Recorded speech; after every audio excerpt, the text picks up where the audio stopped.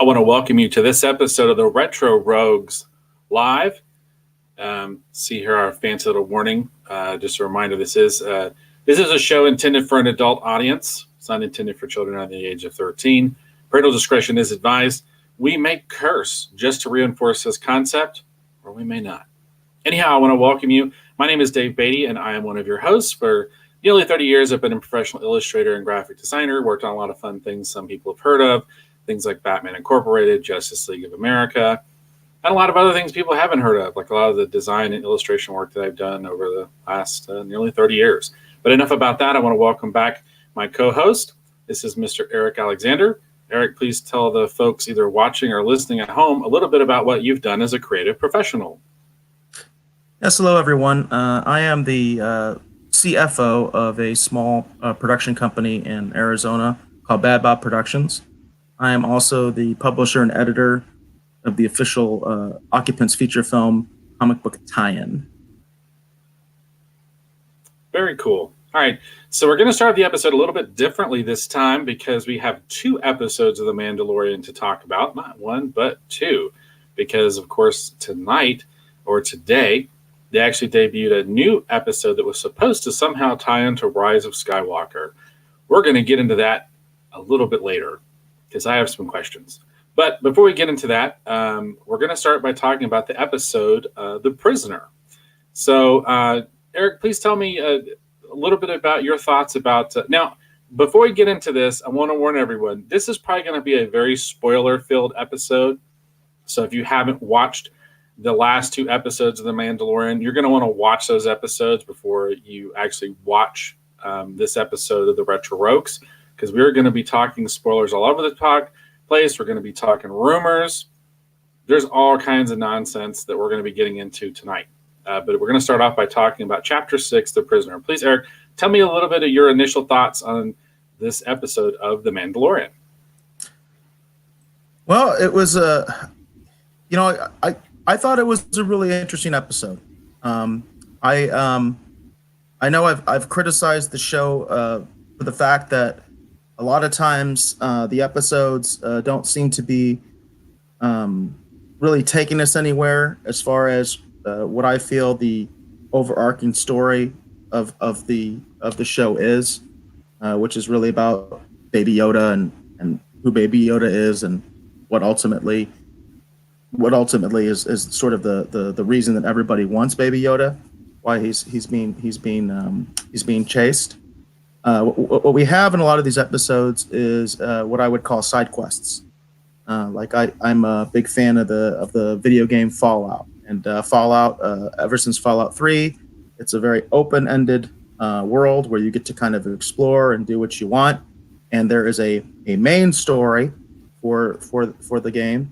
And then there are side quests. And I very much compare a lot of what's going on in The Mandalorian to side quests. And I think The Prisoner is very much a side quest episode. It doesn't have a lot. It doesn't have a lot in it that's really important for the bigger story of, again, Baby Yoda. Who is he? Why do so many people want him? Why do they want him? You know, we didn't get any answers for that in the Prisoner. But what we did get was some backstory, I think, on The Mandalorian, which is interesting. And for me, it was something that was welcome. I did enjoy seeing him run into some characters, apparently, that are from his past. And one thing I thought was interesting was just how truly unsavory, untrustworthy, and just kind of overall horrible people these associates of the Mandalorian were. I'm curious, what were your impressions of this motley crew? Yeah, I was kind of shocked at how just straight up, kind of evil they were, to be honest. I mean, I was, because the Mandalorian to me reminds me a lot of times of samurai, and he has a code and he's somewhat honorable. He does what he's got to do. He's kind of like a Ronin, right? Yeah, exactly. Kind of like a masterless samurai, yeah. Exactly. But you can tell he kind of has a code.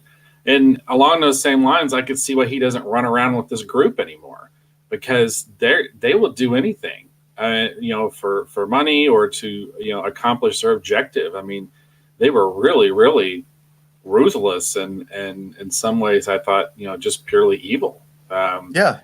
This is the one episode where normally there's these interesting characters he meets, and then most of these characters, when they met their kind of, well, some of them did their untimely end or whatever, I was rooting for it, because these are not good people, not even remotely, and a lot of the other characters he's met along the way, they do have a code to them. They do seem to be honorable, which we're going to get into that here in a little bit later. But yeah, this is not a good group of people, that's for sure. Well, you mentioned about their end, and I think the thing that was most shocking to me in this episode actually was that so many of them actually did make it out of the episode alive. I was almost kind of disappointed that the Mandalorian didn't kill him. Yeah, well, that goes back to the idea that he kind of has some kind of code. He's not going to kill a unconscious enemy, just cause, he's got to have a really good reason. And I felt like he had a good reason, but to him, he didn't think the reason was good enough, and he did leave a lot of them to survive. This is an interesting episode for me because I didn't dislike the episode. There was a lot of things I liked about it, but it's one of those episodes I was kind of like, okay, because this definitely felt like we were kind of marking time. And Bill Burr, who plays one of these mercenary characters, he's an ex-Imperial sharpshooter or sniper or something like that. I forget what they called him. I like him as a comedian. I don't know if I cared for him too much in this particular episode, but it was weird to see him playing this kind of a character, because I see him being kind of snarky and opinionated and slightly incendiary in his stand-up routine, but I never really saw him as a villain. So it was kind of weird seeing him as a very unsavory, do anything for money kind of character. So what's interesting there is, like, my brother, he's familiar with him, and he watched the episode with me, and he was kind of mentioning that he was kind of a little shocked by the casting. I don't know the guy. I've never seen him before. I have no idea who he is. I've never seen his stand-up routine. So for me, I went in completely sort of open-minded, because I don't have anything to bias me one way or the other on his performance. Right. And for me, what was more difficult was because I just didn't like the character, it was hard for me to really get into the performance, because I just thought the character sucked. You know what I mean? I just thought he was a sucky human being. There's one part that really kind of irked me in relation to that. There's that part where they first confront the droids that are guarding the prisoners on the prison barge, right? And they get pinned down, they get their asses kicked, and what happens is the Mandalorian is able to outflank the droids and starts taking them out. And if you notice, the other characters, they just kind of like, him in particular, his character's just like, because they're about to help him, and he's like, no, let him go. Let's see what he can do. Right. And so, he beats the droids, and then at the end of it, he has some sort of like a snarky remark, and it's kind of like, okay, come on, this is a little too much, because you guys just almost got your asses kicked, like in the very first encounter with these guys, and then the Mandalorian single-handedly killed all of them. Right. And you're still going to be snarky towards him and act like you're badder than him, Right. I mean, right. At some point, it's kind of like, now he's just being stupid. So he's not just like a bad person and just like kind of a jerk. He's dumb, because if he's not going to give some props to the Mandalorian after he wiped the table with all those droids by himself that they just got pinned down by, that just doesn't make any logical sense, right? So, right. So I think that was one of the problems for me, is like, I mean, I don't think his acting was terrible or anything like that. Like I said, I'm objective about it. I haven't seen him in anything else. I don't have that bias where I know him as a comedian. I don't know him as anything. But I just felt like the character itself there were just no redeeming qualities, He was a very kind of black and white character in terms of he's just a really bad person. Right. And not a very good leader. He was supposed to be in charge, and he didn't have any leadership qualities, So that was kind of my problem with that crew in general. I did think it was interesting. Like I said, I mean, I like seeing some of the backstory of the Mandalorian, that he has been involved with these very unsavory types. You would think that, being a bounty hunter, be involved with a lot of unsavory types. Um, Right. but these guys just just didn't have anything redeeming at all. Even the tweaks, right? Or the, is that what you call them? The Yeah, yeah, I think so. I think Twi'leks or whatever they are. Yeah. and the brother and sister, even they, as brother and sister, had no real loyalty to each other and didn't really give a crap about each other, or at least the guy didn't give a crap about his sister. Right. She at least was rescuing him, right? Right. But it seemed like he didn't care one way or the other what happened to his sister. So yeah, they were just there were basically no redeemable characters in this particular episode, at least on the main ones. I did find it interesting that this is the first time that we got any significant information or a significant appearance of the New Republic. When The Force Awakens was first starting, I was very excited about the prospect of the New Republic. I had read the Heir to the was it the Heir to the Empire?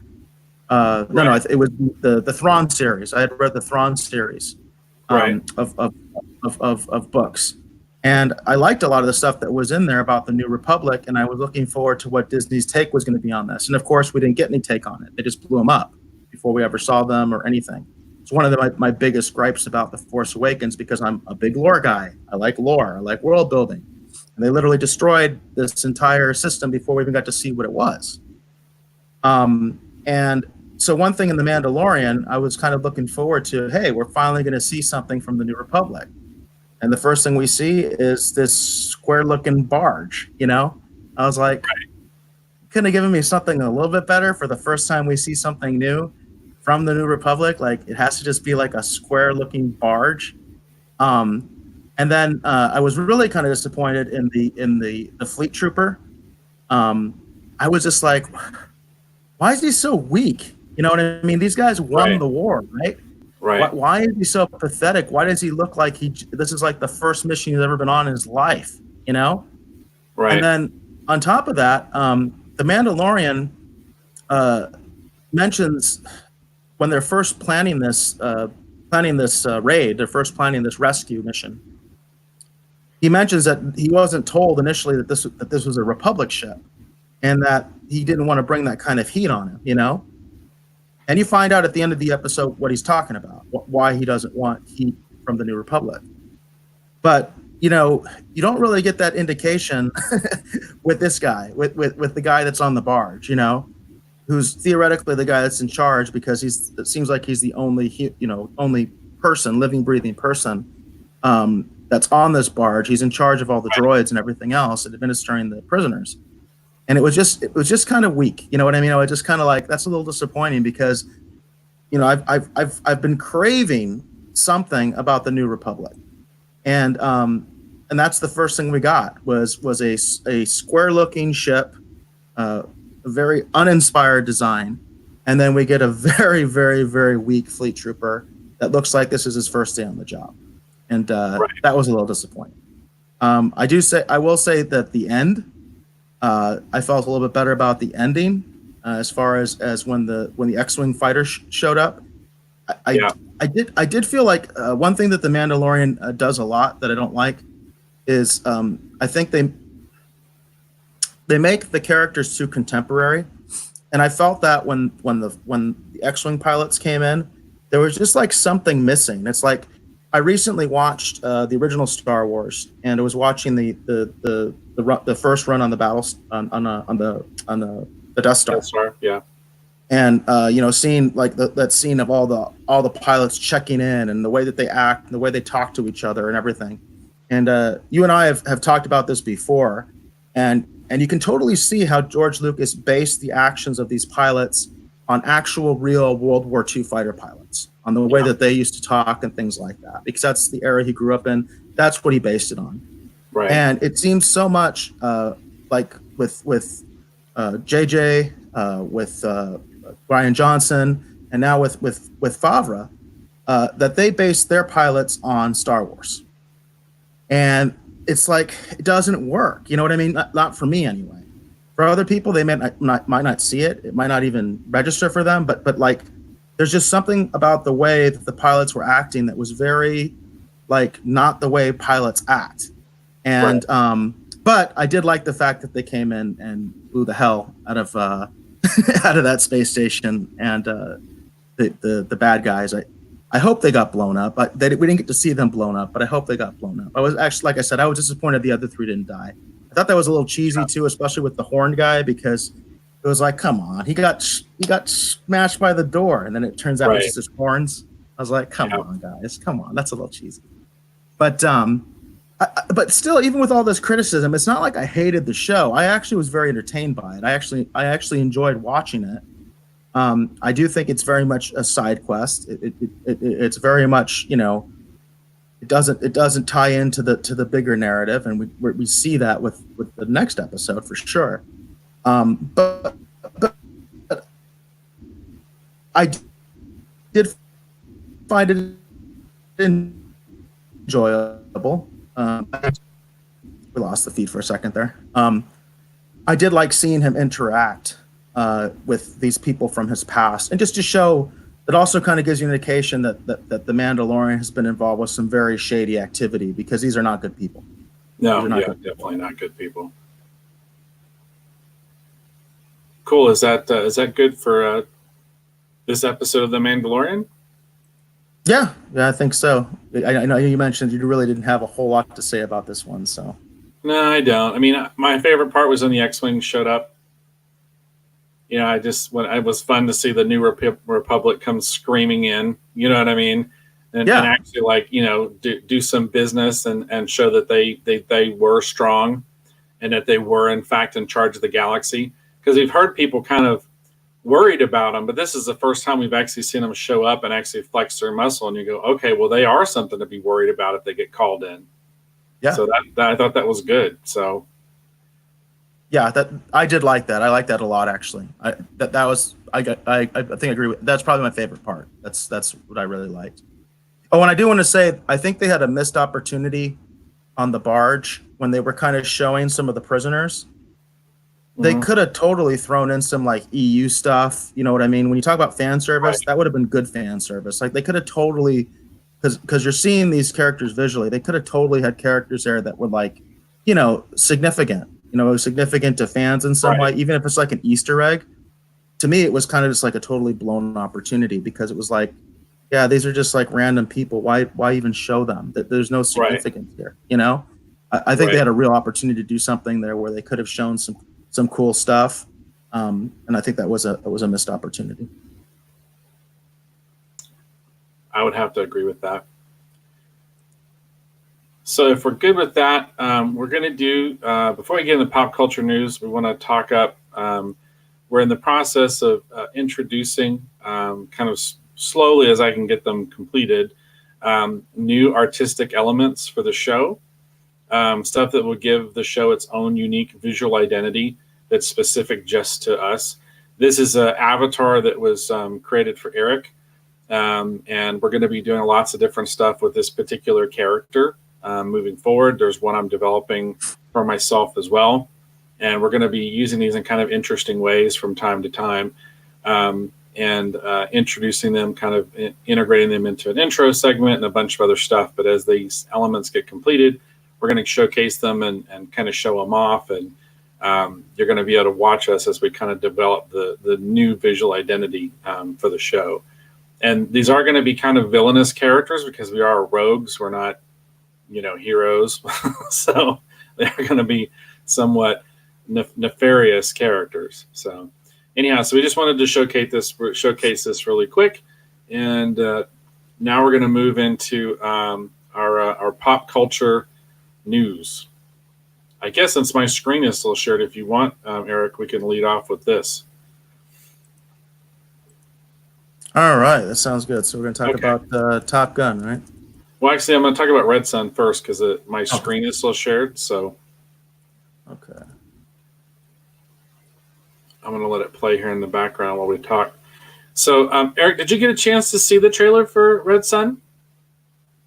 I've not. So this will be my first time seeing it.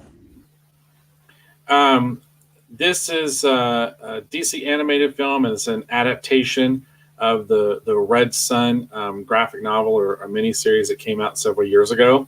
The basic tenor of this story is that Kal-El, instead of crash landing in basically a farm field in Kansas and found by an elderly American couple, instead he actually crashes into communist Russia, and he is basically a hero of Russia. It's a Russian hero, and it changes the entire tenor. It's very much an Elseworlds kind of story. Those people who've been watching a lot of the CW shows, whether they watch the CW event or the Elseworlds event from last year, or they're watching the Crisis event right now.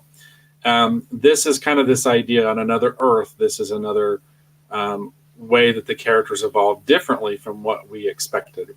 I really like the visual style of this. This is very much in more keeping with the look and the style and the approach of the graphic novel series, as opposed to like giving us like overly redone or redesigned versions like what they've been doing with like Throne of Atlantis and Batman versus Robin and some of the other stuff. That stuff's very much the New 52 canon, and it's fine, it's enjoyable, but I really, really like it when they do stuff like this and they actually adapt these classic stories, whether we're talking about Gotham by Gaslight, whether we're talking about New Frontier, or we're talking about Dark Knight or Batman Year One. Batman Year One and Dark Knight are both excellent, and I highly recommend if people haven't seen those to go back and watch those animated features. And a lot of these animated features sometimes, segueing not exactly into our streaming wars segment, but a lot of times this is the content that eventually winds up on the DC Universe service. But this is a fun story. The animation on this looks really good. I'm looking forward to this one. This one looks really fun, which is why I wanted to take some time and actually talk about it and spotlight it, because this looks like a worthwhile production that I think people should be aware of and be interested in checking out. It's a different take on Superman, but I think it'll be a lot of fun. Just watching the trailer go by as you were talking, I love the visual style. It looks great. It really looks really good. It's definitely the kind of animation style that I personally am into. It reminds me a lot of the Bruce Timm style, and I really like it. It looks really good. I like how they do like the old newsreel type footage here in this sequence. That's really fun. And then this guy represents the Luthor company, and they're basically in charge of coming up with a defense for this Superman. So, but no, it looks really good. I'm looking forward to this one. I think this one will be a lot of fun. It's been a while since I've been really super excited for one of these. The last one was Gotham by Gaslight, which is a bit of a departure from the original story, but I still quite enjoyed it. But this is one where when Superman and Batman fight each other, you're very clearly rooting for one over the other for very specific reasons. It's not like, you're like, why are they fighting? And this one, it makes total sense why they're fighting. Right. So, yeah. I'm not a fan of Batman versus Superman, but I actually I remember when this came out, when the comic came out, and I was very interested in getting it, but I ultimately didn't. I don't know, and I don't remember why. But I remember leafing through the books and just being like, "This looks really cool. This is really interesting." I think maybe I was just broke at the time or something like that. But I always thought that this was kind of one of those really fascinating Elseworlds kind of ideas. And I'm not a huge Elseworlds kind of guy, but I always thought that this was a fascinating idea. So, yeah, I think the like a lot of DC stuff, the cartoon version might be for me. So. Well, and this is the kind of stuff. I mean, if at Warner's and DC, they feel like the classic versions of the heroes have been played out and they're not sure what to do with them, one-off films like the quality of what they did with Joker and actually taking material like this and actually making a film out of it, I think this is the way they should really go, because these are really interesting takes. They're very well thought of and beloved stories among the fans, but they're very interesting too. It's a very different take and approach on Superman. And it's just one of those things that's like, if we're going to deviate from what we're familiar with, why don't we walk into this territory? and adapt some of these really great stories. Instead of like trying to adapt Dark Knight Returns without adapting Dark Knight Returns, why not just adapt Dark Knight Returns? Yeah. Don't walk around it and try to pretend it's something else. Just do it. You want to do a new Batman film? Well, let's just do Batman Beyond. Just do a totally new radical take on Batman. But there's great source material out there they could pull from. But cobbling together, taking two stories that have nothing to do with each other or creating a random time periods when you're talking about, and I don't hate Batman v Superman, but it's one of those things. It's like when you take Dark Knight Returns, which is very much a Reagan 80s story, and then you take The Death of Superman, which is sort of like in the wake of Image Comics and the turmoil of the 90s, and you take those two storylines and try to smash them together into a film, it's going to be uneven. You're taking two different things that were reflecting two different periods of time in terms of comics, what was going on in the comics and the characters, and it doesn't work. So as they move forward, if they're looking at Joker and they're trying to figure out what to do, I think Joker kind of shows there's a way forward by taking really great material like this and maybe adapting it into a film and giving it the A-picture treatment. And this is the way I think to go. Taking these stories like Red Sun, like Gotham by Gaslight, like Dark Knight Returns, and actually just adapting them and making them into great standalone movies.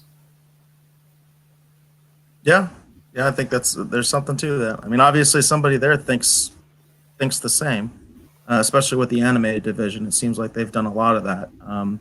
To varying degrees of success, I would say. Like I followed the Death of Superman comics, and I was a little disappointed in the animated film. So, well, and it's the same thing. The Death of Superman storyline has never really been faithfully, properly done. I watched the new one, and the new one's a little bit closer, but it's like it's New 52 continuity.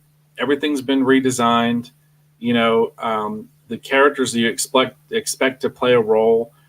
Like, Death of Superman is so completely different when your Justice League is Guy Gardner and Booster Gold and Maxima. And, that creates a different dynamic, and the diehard fans who want to see that, those are the characters we want to see in that story.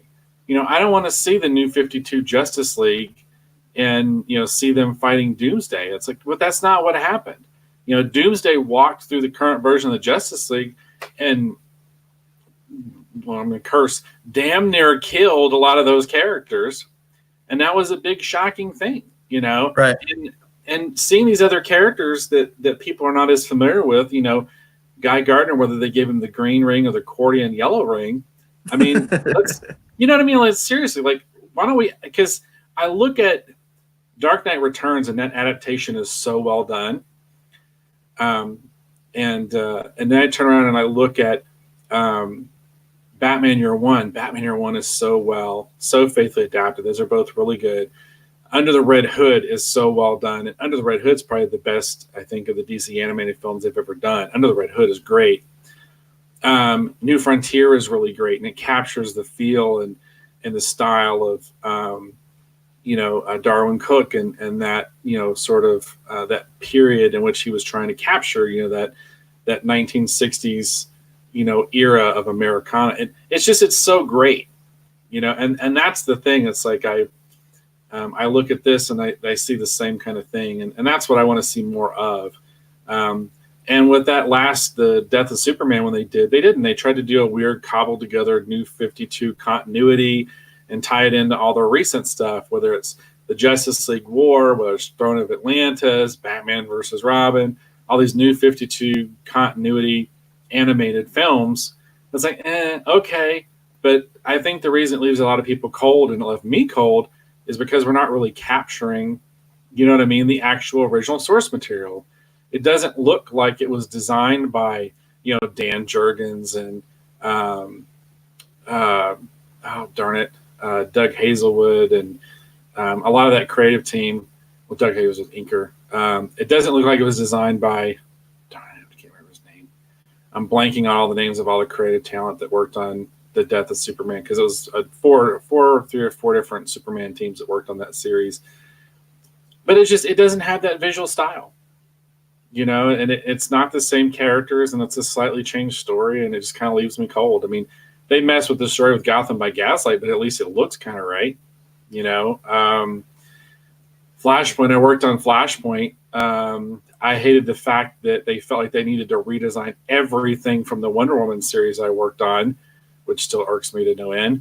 But beyond that, even Flashpoint, I thought was a little bit better treatment of that material than what they did with this last Death of Superman animated film. I could go on about this stuff forever. We should stop talking about it.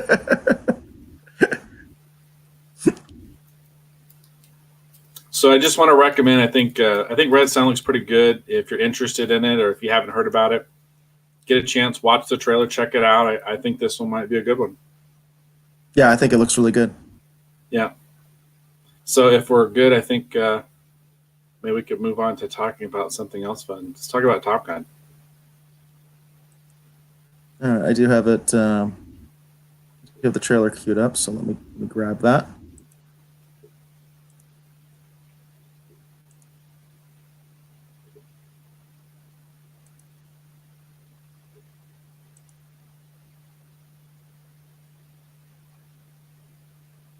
All right, as we were talking about earlier, this came out on Monday.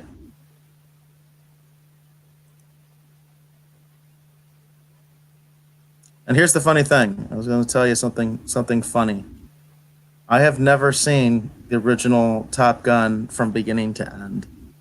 Really? I'm pretty sure I've seen 90-95% of the movie. But every time I've watched it, it's been like in the middle or near the end or all over the place, and I never got to see it in the theater as a kid. It was one of those deals where I don't think it was really on my radar as a kid, and my parents certainly didn't want to take me to it for whatever reason. But I remember it being a phenomenon. I remember my friends talking about it all the time. I've never actually seen the original Top Gun from beginning to end. Ever seen it. And it's kind of funny because I did see the previous teaser. A friend of mine sent, the same friend that sent me this one actually, sent me that one. And I was like, that looks pretty good. That looks pretty good. I'll let the trailer play a little bit there. So one thing that people have mentioned is we get like a little bit more as far as what's going on with this character currently, Mm-hmm. We don't get like a whole lot, but we get a little bit more. I kind of liked in the previous teaser how they talked about his record and the fact that anybody else would be like a vice admiral by now. Right. Why are you still a captain? Right. Which I thought was a really interesting scene, and basically talking about how he's kind of like a dinosaur. That was actually this scene here. Right. They talked about that. Actually, am I showing the wrong trailer? Yeah, you're showing the original teaser trailer. I'm showing the original trailer. Oh, yeah. I thought for sure the new one would come out. That's the new one. About 2 days ago. How about that? Yeah.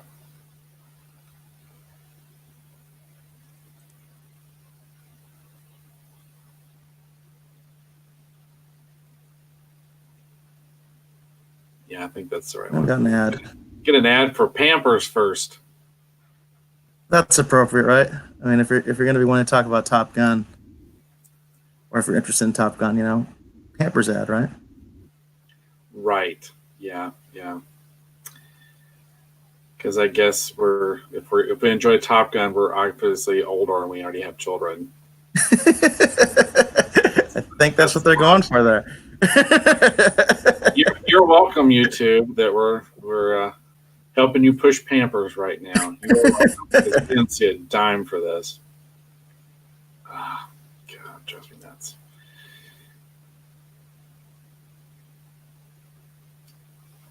Here we go. Okay, yeah, this is the right one. Yeah.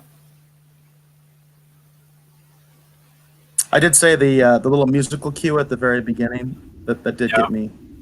That did get me going kind of back in time, because that song was everywhere. Mm-hmm. I remember that. That song was there. This is obviously a big callback, you know, Mm-hmm. on the motorcycle. That's kind of a very, very famous and often panned scene from the original Top Gun, you know, where he's racing the plane on the motorcycle. Yeah.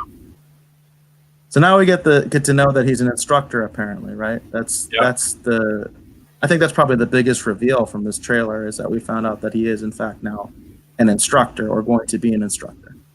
I think he's going to be the Tom Skerritt's character for the original one. You know, the kind of the grizzled fighter pilot kind of guy who's teaching the younger pilots, you know, what's up. The new generation. Yeah. Which I think is very a fun much way to continue that Top story. Gun, the next generation. Yeah, and I think I'm of the opinion that's the right way to go. It's the way you continue his story, but you know, we're leading into the adventures of this new group. I mean, I think that's the way to go. I kind of like this shot here where they're like, "Oh, come on, give me a break," and then he cuts in between the two of them. I thought this was kind of fun. That's totally a Maverick move right there. So let me talk about my reactions. I have been a flying nut, I think, most of my life. And some of my favorite stuff is I wanted to be a helicopter pilot, actually. Some people know this, some people don't. And I was actually in Navy ROTC. I was going to go serve. I wanted to be a pilot, and my eyesight was so horrible there was no way it was going to work. So I fell back on my other thing, which was art. So this is actually my fallback career, in case anyone's interested. I wanted to be a pilot. Now, I didn't want to fly jets. I wanted to fly helicopters because I was obsessed with things like Blue Thunder and Airwolf. But I love the original Top Gun film. It's one of my favorite movies.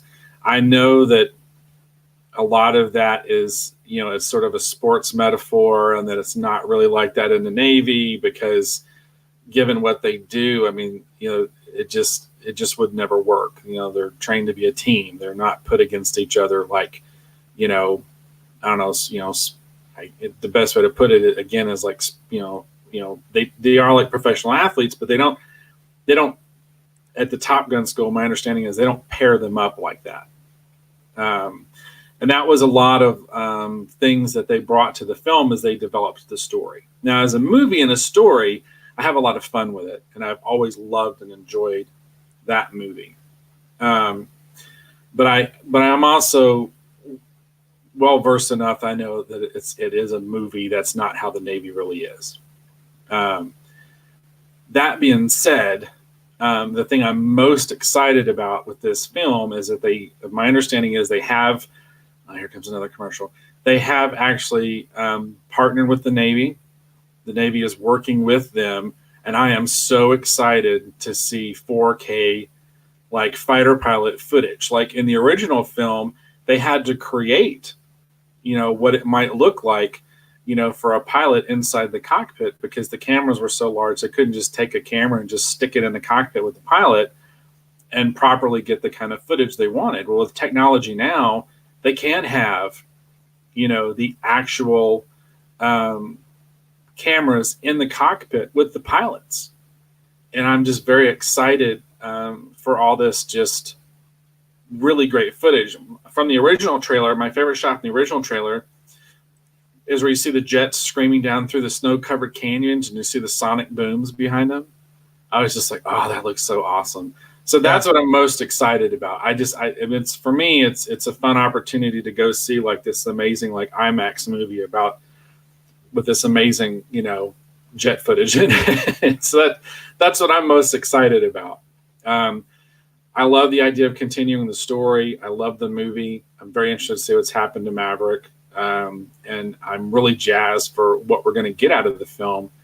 But for me personally, I'm just so excited for all this new jet footage. That's what has me the most jazzed. So tell me, Eric, you said you'd never seen the original Top Gun all the way through, No. but you've seen the two trailers. What did you think of the new one? I like it. I mean, I was excited when my friend sent it to me. I was like, this is cool. And you know, I was looking at the comments on Twitter, and it seemed like we were talking off camera that you saw some negative comments, but everything that I saw was just like everybody was just excited and thought that this was going to be great. One of the reasons I was trying to re-spool the trailer was that scene at the end where it looks like he's like in some sort of a prototype. Right. A lot of people think it's a spaceship, actually. So it was. I wanted to kind of go back and kind of show that, but yeah, I mean, I grew up kind of the same way you did, in terms of I grew up on a lot of those same shows, Airwolf and Blue Thunder. They come to mind, but I actually did want to be a jet pilot, and I had an Air Force ROTC scholarship out of high school, and I actually went to Norwich University, which is a military school in Vermont. And I went there with every intention of becoming a fighter pilot and an astronaut, and that's what I wanted to do. Unfortunately, things just they didn't work out.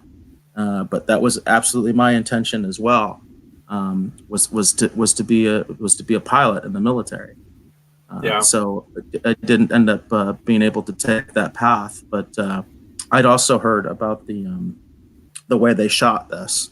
And I know Tom Cruise, whatever you think about him, he's very big on authenticity. He actually, as I understand it, he became a pilot because there was a scene in a movie where he had to fly a helicopter and he didn't want someone else doing it. So he says, so I'm going to learn how to fly a helicopter, Right. And so that's the kind of commitment he has. He's one of those guys. It's like, almost like on a Jackie Chan level in terms of actually doing his own stunts.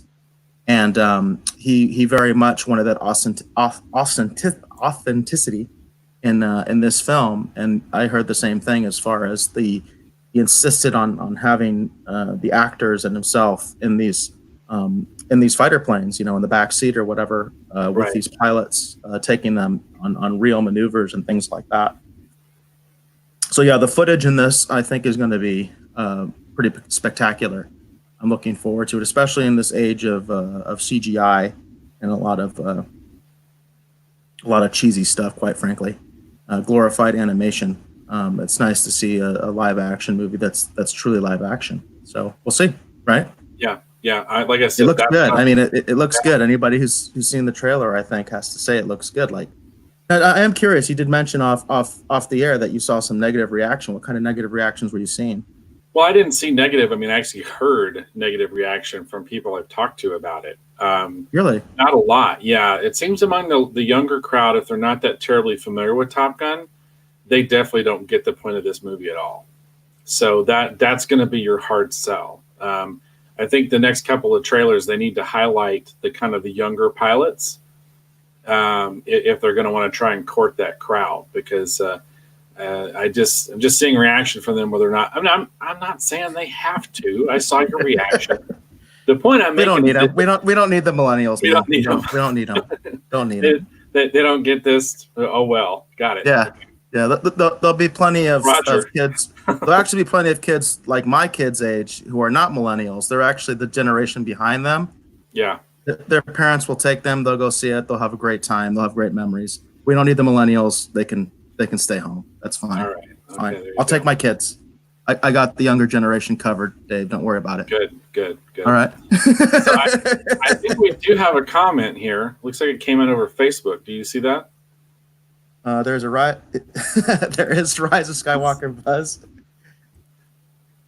Since when? I think Stephen Reed was responding to the description that I put for the show, because I said that we would be talking about Rise of Skywalker buzz. And yes, I had heard that there is some. That's why I put it in the comments. It's not necessarily good buzz, but I did hear it. So maybe that's a good segue. Maybe we should just get into that, huh? Yeah. I think that's a good way to segue right into what we're going to be talking about next. So, yeah, this is part of our pop culture news segment. So we do try to talk about anything that's like trending or anything that's been sort of big on Twitter or just stuff that people are talking about. And there are people talking about Rise of Skywalker for sure. Like I said, the stuff that I heard hasn't been all that great. It hasn't been very good stuff that I've been hearing. I have heard things. And I apologize. I don't have the graphic ready to go. I did some prep for this show and I forgot to do that one. So, Rise of Skywalker.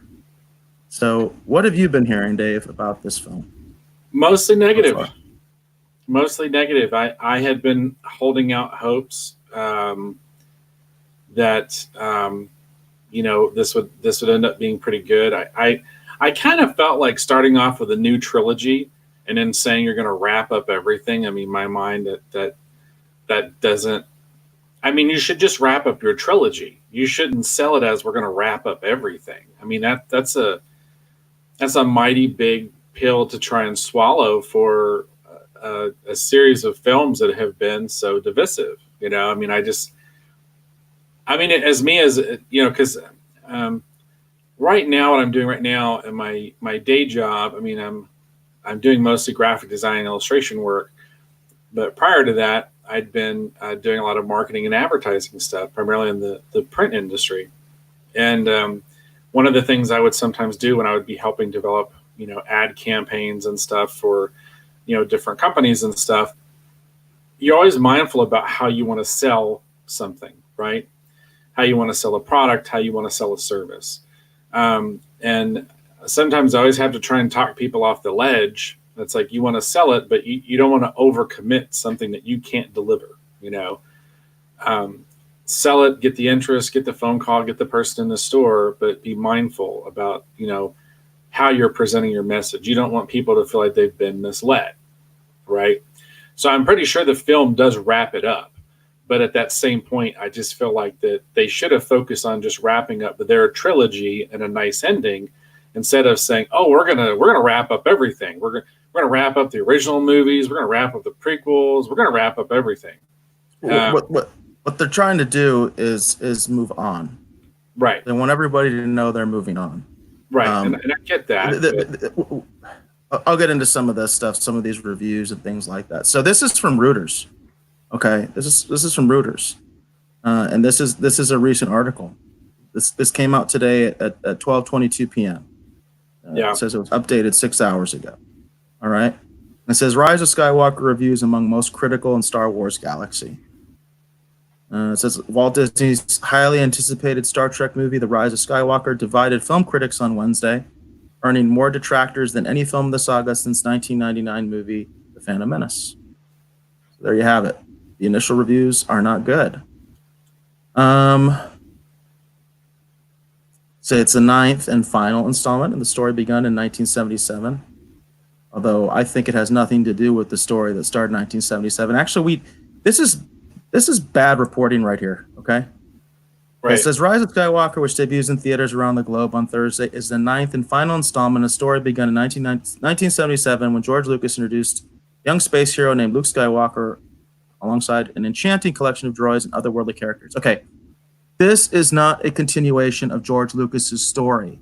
Bob Iger has said this in his book, that George Lucas gave them a story treatment and they rejected it.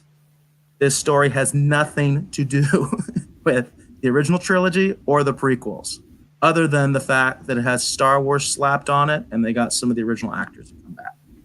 I think that's just bad reporting right there, because they should say that. They should be honest, Well, I think what's happening here, because this is the marketing. This is the marketing we're just talking about. Well, see, what Disney's trying to do right now is they're just trying to get rid of this. They're trying to get rid of this whole situation because it's a mess. And the reason it's a mess is because JJ had an idea.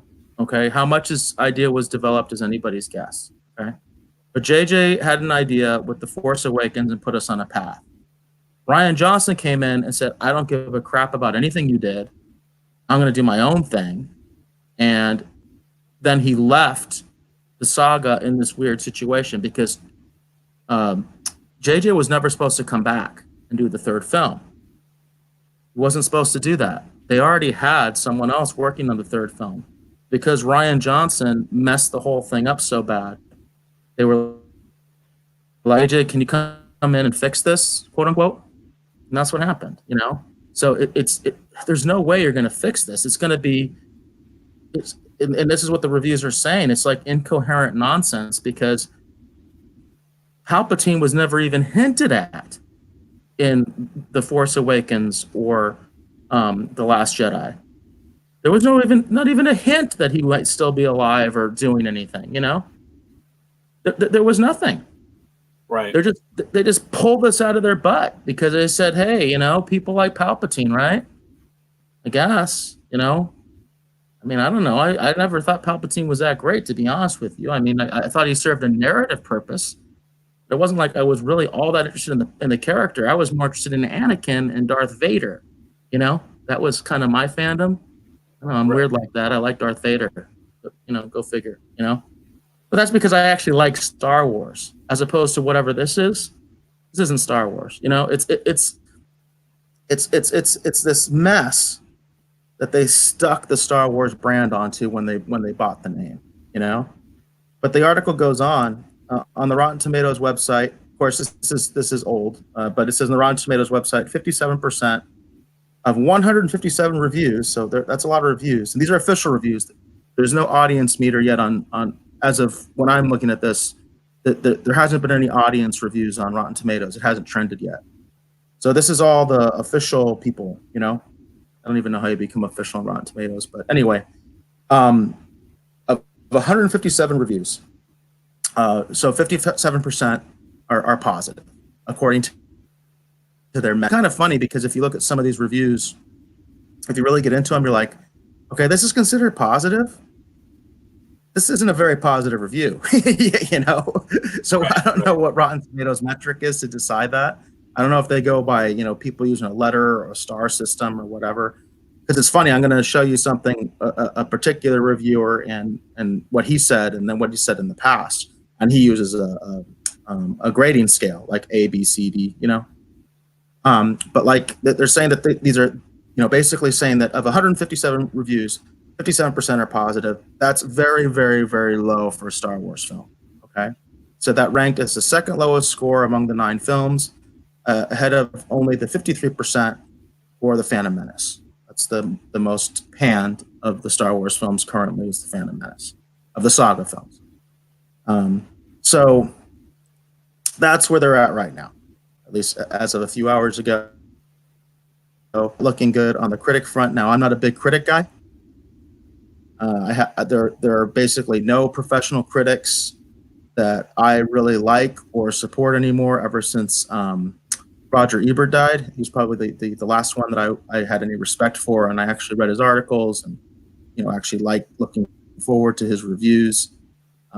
Most of the people today, I think, are shills, quite frankly, because their companies are owned by massive corporate conglomerates, and that seems to be the way you get into Rotten Tomatoes, because to me, a lot of the YouTubers and people like that are much more legitimate than the guys that are official on Rotten Tomatoes. But even among them, apparently there is a lot of unhappiness. A lot of them are very critical of the film and are not into it. And I did want to get into a specific reviewer because I actually looked into his history, and a lot of people are talking about his specific reviews. And I was just going to mention, I've seen all kinds of reviewers kind of just really not having much of anything nice to say about the film at all. I think the one that I was kind of surprised, I mean, I wasn't surprised at, but surprised at was Forbes. Forbes had a review they posted earlier today, and they trashed the movie. Now, I'm not happy that film is. Yeah, I'm not happy that the film may be bad. I want the film to be good. If we're going to say this is the conclusion, I'd like a good conclusion. But it doesn't look very good. Conclusion, Dave. That's my point. It's not George Lucas's vision. This is just corporate, money grabbing. It's not his vision. I'm just saying it's not even the spirit. It's not even the spirit of what Lucas wanted. You know what I mean? It's right. Did you realize he didn't go to the premiere? No, I didn't know that he didn't go to the premiere. That's being reported on now as well. He didn't go to the premiere, and my big question is, because a lot of people that I think are biased are saying he wasn't invited, and I don't know if that's true or not. But if he wasn't invited, that really shows you the depth of how low Disney has gone. If they didn't even invite George Lucas, Steven Spielberg was invited, by the way. Why wouldn't they invite George Lucas? I don't know if that's true or not. I just know he didn't go, and I want to know why. And I think fans deserve to know why wasn't George Lucas at the party. The man who created it all, he's still alive. he's still active. We've seen pictures of him on the set of The Mandalorian. So, I don't understand that. But you mentioned the Forbes article. I've seen some of that, and a lot of people have been commenting on it. But a lot of people are also commenting on Collider. Collider tends to be pretty friendly towards Disney. And the headline right here, you can see it. It says, "Star Wars: The Rise of Skywalker. What a piece of junk." This is from Collider. This is from Matt Goldberg. And he is pretty. I mean, he hated this movie. He hated it. Right.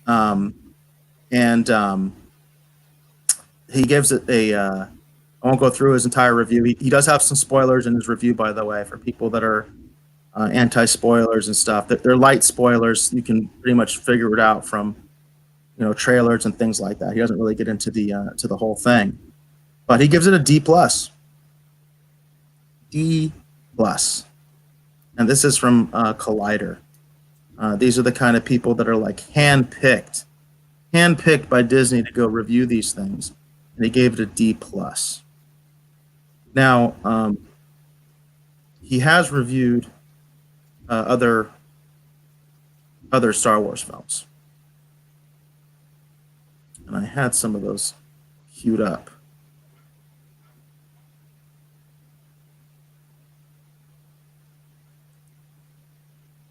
For instance, he did review Solo, the Solo film. Right. The Solo Star Wars. And he actually gave that one a C, which I think is a decent metric of where he's at. He gave The Force Awakens a B. He also gave Rogue One a B, and he gave, if I recall correctly, he gave The Last Jedi like a B+. So that was actually his favorite. So that doesn't get him points with me. But I did want to be fair, and he did give Solo a pretty negative review. He gave it a middling review. And I read some of his previous articles, and he talked about Awakens was very derivative and very much seemed like it was just a remake of the original Star Wars film, which is one of my big criticisms of The Force Awakens. He still ended up giving it a B, which that's one of the things I was mentioning before is like, with the metric that Rotten Tomatoes uses, who knows how it actually works, because you sometimes read these reviews. If you actually get into the meat of the review, it's not a very good review, but they'll give it like sort of a decent rating on their little scale. And I can't help but wonder how Rotten Tomatoes figures that out. Like, it's like, this is a pretty negative review, but you ended up giving it a decent letter, But with all that said, he gave The Rise of Skywalker a D+. And that's he is a person that really enjoyed The Last Jedi, but like I said, he also didn't like Solo. So for me, that gives him some credibility, even if I absolutely despise The Last Jedi. The fact that he didn't really like Solo gives him a little bit of credibility to me. I will say that one of the angles that people don't seem to be going at this with is, well, if you didn't like The Last Jedi and someone who did like The Last Jedi doesn't like this film, maybe it's decent. I don't know. But what I'm sort of hearing, and a lot of these people are saying, is that the issue really comes down to, it seems like they kind of decided to try to please everyone, and they're not pleasing anyone. Right. That's what I'm hearing. That's the big buzz that I'm hearing, is that they, JJ tried to use everything in his little, his little thief handbook that he has on how to steal great stories and destroy great franchises. And he came up with every little trick he could, and it's very obvious his tricks are in there, but he's not fooling anybody. There are people that like it. There are good reviews out there. But overwhelmingly, it seems like people are disappointed. And the funny thing is that it seems like both sides are disappointed. Like, your people that really like the new films are upset, and the people that hated the new films are going to be upset. It just seems like, again, my take from it, what I'm hearing, is that it's a film that's trying to please everybody and is pleasing nobody. Right. Yeah, and that would kind of go along with what I have been kind of reading and seeing too. It's the same idea. I think they're trying. Well, they're trying to shore up their base. They're trying to find a way to shore up their base, but at the same point too, like you said, they're trying to very much advertise that this is our exit strategy. We are off of trying to tell this narrative that's been going on, since I know it doesn't connect, but you understand what I'm saying. They're trying to say that we are done with this iteration of Star Wars, so that anything we do moving forward is just ours. It's interesting. I'm going to bring it around to Star Trek for half a second. So I saw the new Star Trek short, Ephraim and Dot. It's one of the first of the animated shorts that they've unveiled. Oh, interesting.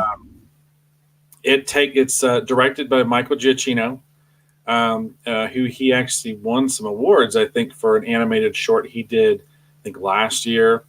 But Michael Giacchino is primarily does movie scores. He did, for example, the score to Rogue One, but he also did The Incredibles. He did all of J.J. Abrams' the Star Trek movies, if I remember correctly. I think he did Speed Racer for the Wachowskis, but maybe I'm confused. But he is a really talented composer, and whenever I see he's working on something, I'm always excited because I love his music. And I didn't realize that he directed or was getting into directing, either way. But I watched Ephraim and Dot, and it's about we've already said there's lots of spoilers in this episode, so I'm going to reiterate that. But in Ephraim and Dot, it's about one of those tardigrades from the Discovery timeline, and this tardigrade is looking for a place to basically lay its eggs. Okay. And it's traveling along the mycelial network thing that we learn about in Discovery, which is how the Discovery is able to jump from point to point. That's their new take on warp drive or whatever. Now, Ephraim, that's not the character on the left. That's not from Ephraim and Dot. That's actually from the Michael Burnham one. That little creature there is the one that I watched with the little eggs. The animation to me worked, but was a little crude and a little weird in some places. But here's the thing I was most surprised at by this little short. Michael Giacchino, you can tell, is a through and through, based off what I saw, I think he's pretty much a through and through Star Trek fan. The most amazing thing about this is it takes place on the Enterprise. So the tardigrade lays these eggs on the Enterprise, and then there's like a little security droid, which I kind of hate this because we had planned to do a story kind of like this for Red Skirts, but now we're not going to be able to do it. But we were not, what we were going to do is we were actually playing nod to an old Atari Force backup story that was actually done by Keith Giffen. But anyhow, Michael Giacchino is a fan of like the Tex Avery cartoons, and you can kind of see that influence. It's got a lot of squash and stretch and that kind of stuff. But because of how it's animated, it's a little limited in times. But what's interesting about this is this little security droid is trying to take out this little tardigrade character, and he keeps pushing him basically off the ship. And so by the time the tardigrade catches back up to the Enterprise, time has passed. So when he's trying to lay the eggs, we see that they're talking to Khan. He's like outside looking in through the portal, and it's the scene where Ricardo Montalban is saying, "My name is Khan," and they kind of do the initial introduction. Then we see something from the Naked Time, and we keep moving forward, and then eventually we actually see a brief sequence where the Reliant shows up and takes on the Reef Enterprise, and they're actually battling. And then the tardigrade gets pushed back out, it jumps forward again, and the tardigrade is trying to rescue the eggs as the Enterprise is self-destructing as the events of Star Trek 3 are basically taking place. Because the tardigrade, because of how it travels, it's also traveling, jumping through time. which is the one thing in the animated short they don't really explain, and it's a little disjointed.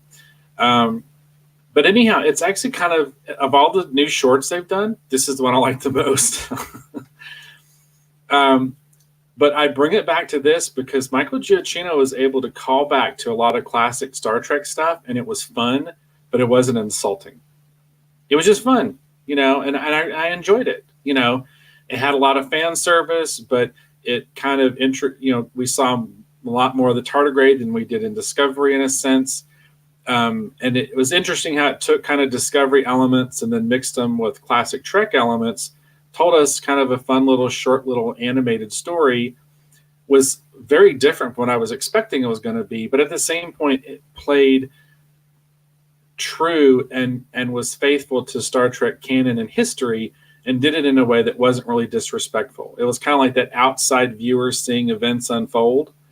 But at the same point, the character couldn't care less. It's just trying to get back to its eggs. It was interesting what they did with this. And of all the stuff I've seen with the new shorts, this is the one I like the most. But I point this out because I felt like that this did a good job of fan service and kind of nodding to things without really irritate, at least at me. It didn't irritate me as part of the audience. I haven't heard a lot of people talking about this. I don't know if a lot of other Trek fans hated it or not, but I kind of enjoyed it for what it was. And that's kind of what I was hoping Rise of Skywalker was going to do. I was really hoping that it would have Palpatine and it would kind of show some of this stuff, but it would stay true to its narrative, right, for the last two films. And that's why I was confused as there is no narrative of the last two films. Well, they're two completely disjointed messes. I mean, just that's the problem. Even on the merits, even on its own merits, it doesn't stand up.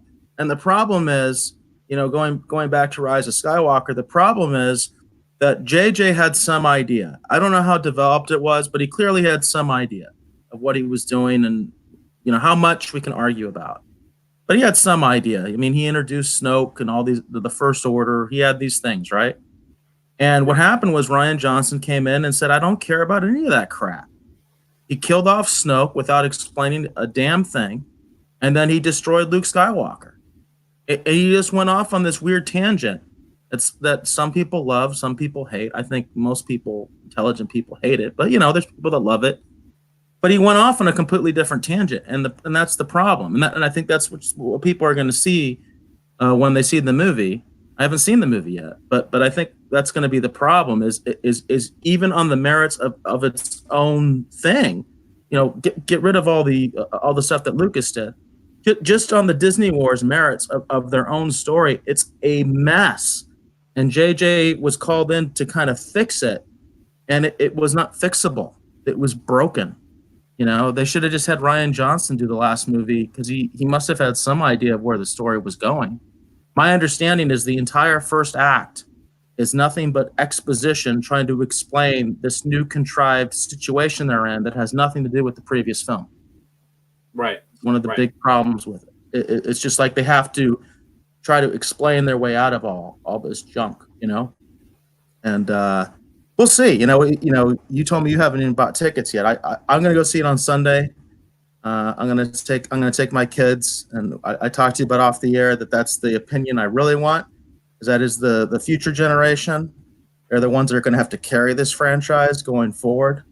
So we'll see. Well, I'm going to be very curious to see if they like it or not, because they do like Rey and they do like BB-8 and Finn to some extent. Like I told you, I don't think they have any idea who Poe is, but they do like some of those other new things. Yeah. So. But I'll tell you, like I asked my kids, like, who's your favorite character, and they're still like, R2-D2, Darth Vader. It's not Finn. It's not Rey. They like BB-8, but I don't know. We'll see. But interesting about this short Trek, because I haven't heard a lot about it, and I am curious about it because I think we haven't had animated Star Trek in a long time, and we do have Lower Decks coming out. So I kind of question why they're doing this. It is a little odd from a marketing standpoint in my mind, because Lower Decks was supposed to be like, hey, this is the first new animated Star Trek since the animated series. But then they come out with these, and they kind of like, to me, that kind of almost takes a little bit away from Lower Decks. But I don't understand anything CBS All Access does. I don't understand their marketing. I don't understand. Well, and I didn't understand it either, because when while I liked this, the Ephraim and because I wasn't going to watch it. I would just straight up wasn't going to watch it. And then in my Google feed, it showed me a video that I might like to watch, and it was actually Michael Giacchino talking about it. And when I saw that Michael Giacchino was the one who directed it, that's when I went, oh, well, it's going to have some cool music, Well, I'll check it out. Because it's Michael Giacchino, that's the only reason I checked it out. Because I wasn't going to watch either one of the animated ones, just because I don't understand visually what they're trying to do. And then when I watched that, and then he was talking about his love of the Tex Avery cartoons and, wanting to introduce more classical animation ideas like squash and stretch and whatever. And I was like, huh, okay. And then when I saw that, he was talking about nodding to classic Trek, and they showed kind of the outside looking in view of the scene with Khan. And they kind of highlighted that they were going to, towards the end, they were going to show the Enterprise, the refit Enterprise battling the Reliant. And I was like, okay, well, now you have my attention, because I wanted to see, how is this going to connect with the Trek movies? Like, are we going to see a different version of the refit Enterprise, or are we going to see the classic refit Enterprise? Is the Reliant going to look just like the Reliant, or are we going to get a Discovery version of the Reliant? What I was surprised most by is that all of those elements, even though they're animated, they rang true. It was the classic refit Enterprise. It was the Reliant. When the Enterprise blew up and was crashing into the Genesis planet, it's a different angle, but it very much echoes what happened in Star Trek III. And I was surprised at that. I was genuinely surprised. And I appreciated it, and I liked it. So of all the short treks I've seen so far, this is the one I enjoyed the most. We hadn't planned to talk about this, by the way. And if anyone, those of you watching and listening, we really had no plans to talk about this. I just brought it up because I was thinking about how you can do fan service, and you can call back to something, and you can, but at the same point, do something radically different and new, and not have it be where people feel insulted or cheated. And I thought this little short did a pretty good job of that. Even though it's so completely different from what we've seen, we still get enough classic stuff that it makes sense, and that it was, and I personally myself, I enjoyed it for what it was. So anyhow, there you go. Well, that's a good segue though into to the other news that I wanted to talk about, because there has been a great deal of Star Trek Picard news lately. Two big things came out. We have a new showrunner, or we will have a new showrunner. Did you hear about that? Yeah, I heard that Michael Chabon is basically leaving Picard I guess as they're getting ready to gear up for season 2. He's going to stay on in some kind of executive producer or producing capacity, but he will no longer be basically the day-to-day showrunner. And that means he's not going to be involved anymore. Right. See, this entire story is just bizarre to me, and I do not understand how Hollywood works. I don't think anybody truly does. Okay, so this is from comicbook.com. This is an article dated December 15th. Star Trek Picard Season 2 will have a new showrunner. So first of all, it's weird. So on the one hand, they announced that Michael Chabon is leaving and going on to greener pastures. He's been offered another show on Showtime. Showtime is part of Viacom. So he's leaving. He's no longer going to be the showrunner. But at the same time, they greenlit Star Trek Picard 2 already without a single episode ever coming out. Which I find bizarre. I don't know why you would do that, but I guess that comes down to that idea of you're too big to fail, right? Star Trek Picard is too big to fail. Now, literally, it's too big to fail because no matter what, it's getting a second season, right? So by definition, it's too big to fail now.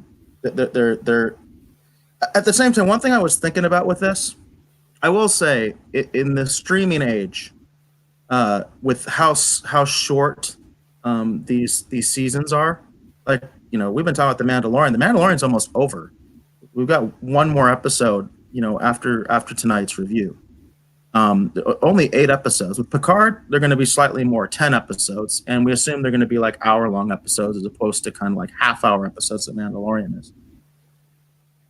Back in the day, a TV season, one season, was like, what, 22, 24 episodes?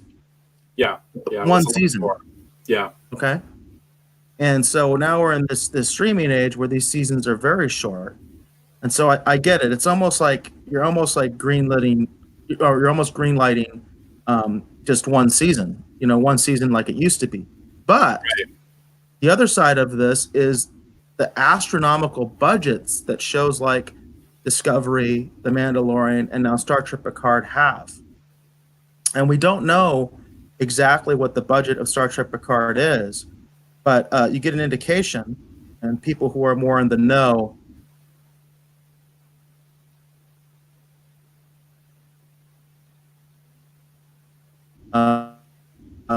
would be able to get. We lost the feed there.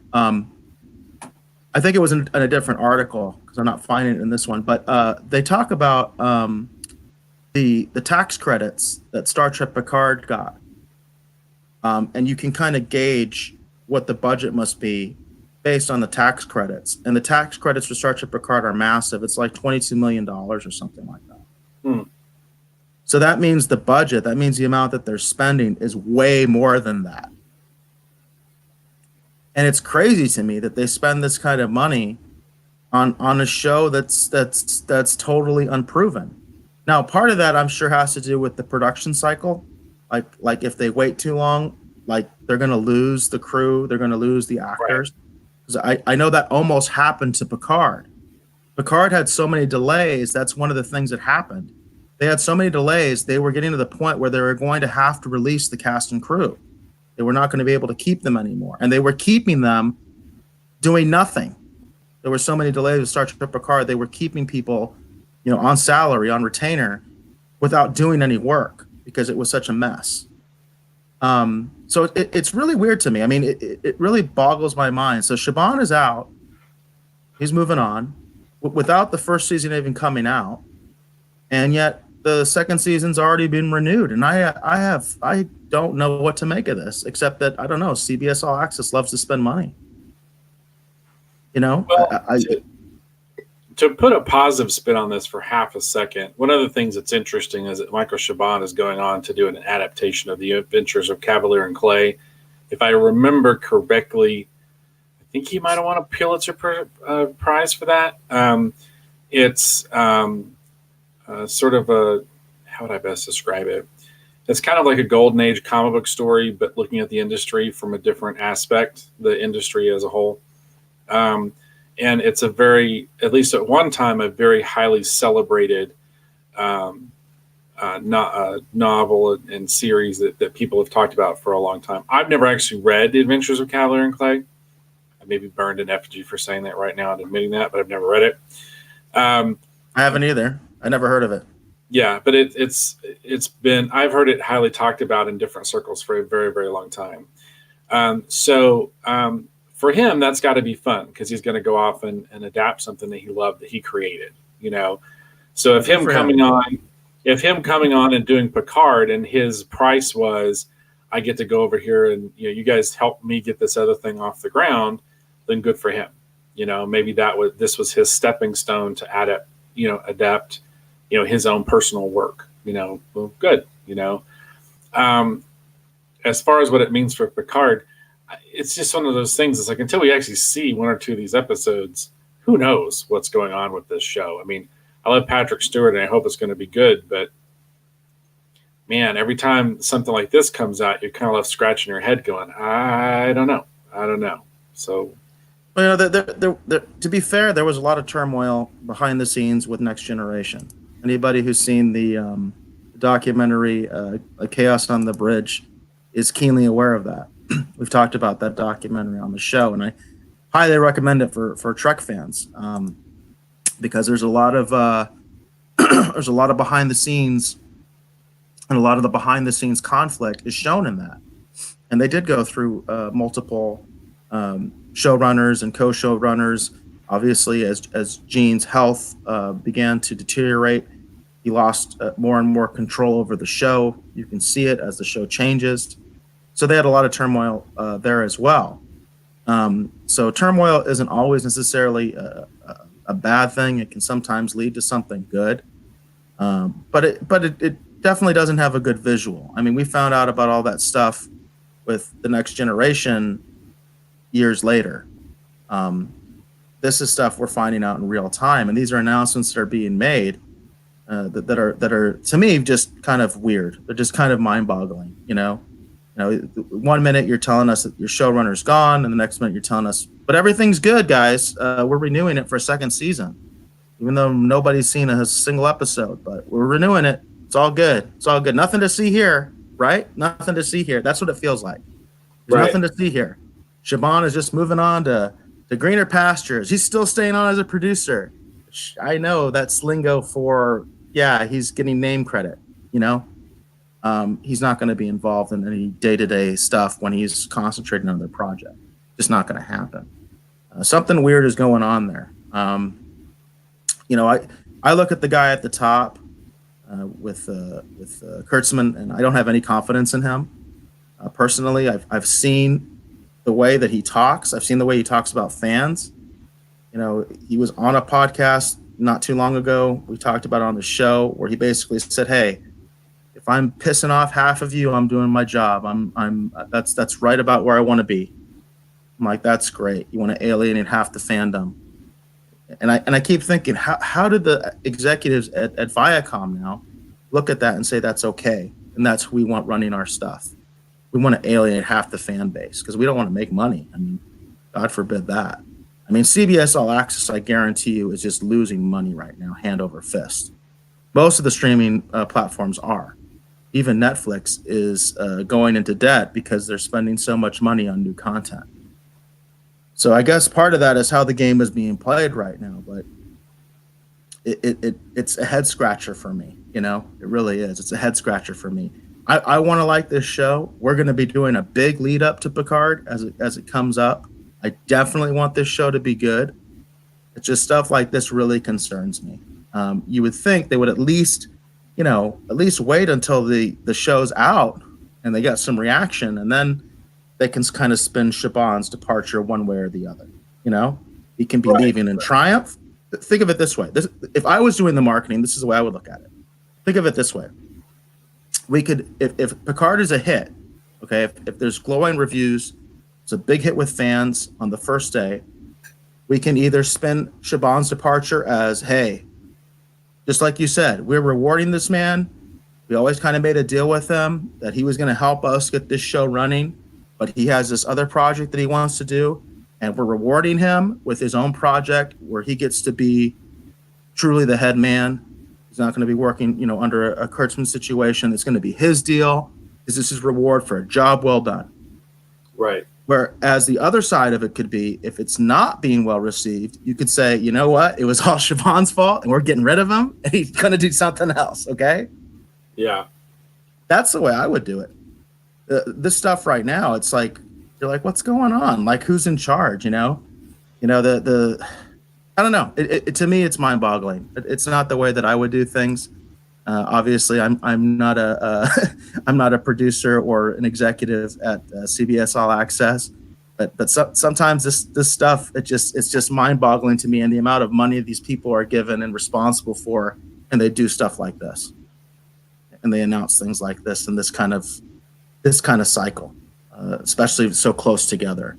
Like I said, it just seems like seems to me, in my mind, Siobhan was like one thing, and then they just did, okay, well, Picard's great. Season 2, greenlit, nothing to see here. It's going to be great. It's going to be awesome. Too big to fail. And there's no story here. And for a large part, that's the way the mainstream media is covering it. It's like, oh, this is just normal. This is fine. Nothing to look at here. Nothing to be concerned about. It's going to be great. It's going to be great. It's going to be wonderful. It'll all work itself out, Yeah, We'll this, see. this is this is not the Picard news that you were looking for. We'll see. I mean, like I said, I absolutely want the show to be good, and I absolutely think that there's potential for the show to be great. But these are weird stories to run so close together, and it seems like a lot of spin to me. It's a lot of spin, and it makes me really wonder what's going on with that production. Right. So is that good for pop culture news? I think so. Yeah. We can go into streaming wars. All right. So now we're going to go into our next segment where we talk about streaming wars. This is obviously stuff happening in the world of streaming video and all these different services, things like, the aforementioned CBS All Access, Disney Plus, that Peacock thing, if it ever comes out, all these different things that are going on in the world of streaming. So tell me, Eric, what caught your eye or interest in this week's segment for the streaming wars? I found this article from Variety. This is dated December 17th, so it's a fairly recent article. Title of the article is Madison Avenue Tries to Pick a Winner in TV Streaming Wars. And what this is basically about is that they're talking about all these large companies that rely on advertising and how different streaming platforms are treating advertising. As people know, Netflix doesn't really have any advertising. They are entirely subscription based. They don't have any ads at all. And what's interesting is they're talking about some of these big players are kind of noticing this trend. Because right now, this is what's being projected, is they're saying that streaming will account for 60% of all video viewing in 2020, compared with 56% in 2018, and it's poised to account for 70% in 2024, and this is according to a report from Interpublic Group Magna, which is a media research company. And so people are taking notice of this.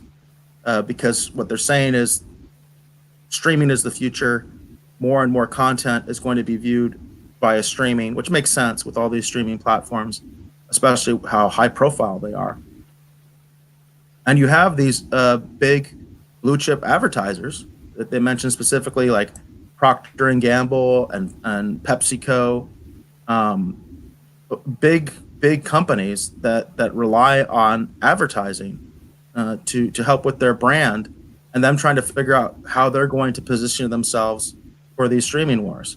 And it's an angle I hadn't heard before. And I think it's an interesting angle because these are people that have big pockets. And so how ultimately will they affect these streaming platforms? Obviously, I think they're going to be looking at the ones that have ad-based platforms. I mean, they can't really support the other ones as much.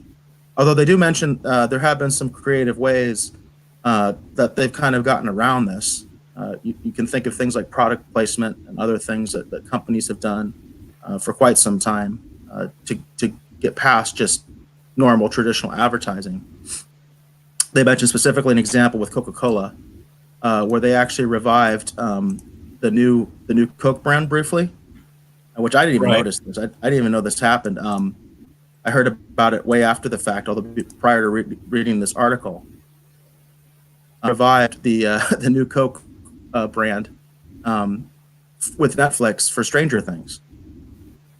And so they actually did that as a tie-in to Stranger Things. Coca-Cola brought New Coke, which was a massive failure back in the day. I remember that. So to see that apparently they're talking about how a lot of these other companies that really aren't directly involved in the streaming wars might have a big effect on who ultimately wins these streaming wars, and ultimately also how these streaming platforms are packaged. They talk about that a lot too, about the idea that these advertisers might be looking at ways to package these different streaming services in a way that's more appealing to them, so that they can be doing their ads. So it's kind of interesting. I think of they talk about in this article specifically, they talk about Universal Peacock, and we had mentioned in one of our previous segments, because I didn't realize apparently Universal Peacock is going to be ad based. So that's kind of an interesting one. They might be in a better position to get some leverage in terms of having support of these more traditional companies that, again, they wouldn't seem to have like a direct connection to the streaming wars. They're not doing their own platforms, but because of traditional like terrestrial TV, it keeps waning, and the ratings keep going down, and the market share keeps going down. These companies are going to have to look at new ways to get their products out there. They're going to have to look at new ways to advertise, and they could be a big contributing factor because ultimately, money talks. Literally, money talks in this situation, and they may go ahead and support something like Universal Peacock because they don't really have a place to support Apple Plus or Netflix or even Disney Plus. So because there literally is no ad revenue to be had. There's no ad system in place, and I personally, I've tried to advocate for platforms that are ad based because I do think cost is a huge factor in the streaming wars for the consumer. And we did a previous segment. We talked about how expensive it would be if you had all of these platforms, and it gets kind of ridiculous. So supporting the ad based platforms definitely might be a way to go, and that might be a big contributing factor to some of the winners and losers of these streaming wars. Interesting. Yeah, they would obviously have a huge impact, and it is going to be interesting to see how it changes the dynamic of what's going on. Because eventually, if the ad revenue money is at the level that generally is believed to be being spent on a regular basis, eventually the current streaming services that do not have ad-based platforms, I could see them down the road rolling out ad-based platforms as a way to capture more of that money, as they need to continue to show, investors and whoever, in terms of, bolstering stock prices and whatever, they have to be able to show that they're moving those directions to bring in that extra revenue. And that's a way eventually they can all grow, even if they're not currently doing it. That's an obvious avenue they can grow. It's like, oh, we're going to integrate advertising now, and then how are they going to sell that to the people that are paying for the service? They're going to make you pay to watch ads. You know what I mean? Like, how is that going to work? So, I'm a big detractor of the fact that, for instance, Hulu and CBS All Access have a smaller price point to use their service with ads. And I'm glad that it's a smaller price point, but it's like I don't really like the idea of having to pay for ads. I haven't liked it ever since cable. I'm paying for cable, but I'm paying to watch networks that still have ads. Right. I get the model with like HBO or Showtime or Cinemax, a lot better. That hey, it's a premium. You don't have any ads. I got it. I'm on board with that. And at the same time, I'm a big advocate of ad-based channels, like terrestrial channels that you can, get with an antenna. I have an antenna here at home. I watch a lot of terrestrial TV. Likewise, we've talked about platforms like Crackle and Tubi and Pluto TV. These are all ad-based. They're free, and they're also widely available on a variety of platforms. They specifically talk about a platform that I'm not very familiar with called Quibi, Quibi. Yeah. They say that's a short form video startup, and they're actually going to be offering quick hit videos with things like CBS 60 Minutes, Comedy Central's Reno 911, some kind of interesting content. It kind of seems to me like they're trying to compete with the YouTube corporate base. Because you see a lot more of those types of videos on YouTube, where they have like the SNL skits, things like that. That's what I'm kind of and it says what's interesting is even though they're kind of competing in this space where it looks like they're going to probably get killed by YouTube, they've already built a big advertiser base. It said they announced in October that they had struck deals for $150 million in commercial inventory. In other words, they've basically sold $150 million in ads already. And they've gotten people like Discover Card, General Mills, T-Mobile, and Taco Bell that have already signed up and are buying ads with them. So that's kind of interesting. It kind of tells you that because they're ad-based, they have access to kind of this big pool of money that otherwise is just sitting there, and nobody's getting that. It's just because all these companies have a very large advertising budgets. So it's kind of interesting. Like I said, I haven't seen many people talking about this aspect of it. I think it'll be talked about a lot more when Peacock comes out, because as I understand it, Peacock is ad based and it's going to be a big one. It's going to be a big player. Yeah, for sure. It'll be interesting because I think that is definitely one of the larger ones that's going to roll out and be ad based. They have a lot of that premium content that they've been taking back, from Netflix. And they have a lot of they have a lot of great content just in general because it's universal. So, and it'd be interesting to see too how as they pull that content off from all these other services where it's currently available, unless they decide to leave it because it's just an additional revenue stream for them. You know what I mean? It'd be interesting to see how it changes the dynamic. So, I think it's also interesting to see what's already happened with Netflix, who doesn't have ads. And the ways that companies are trying to get around that and still kind of cash in things like Stranger Things and other shows that are on these streaming platforms that don't have ads. So they are trying to get creative with it, and it's going to be a contributing factor because they are. You talk about Coca-Cola, that's some major money they're swinging around. Right. Cool. Well, I don't have anything for this Streaming Wars segment. Do you have anything else?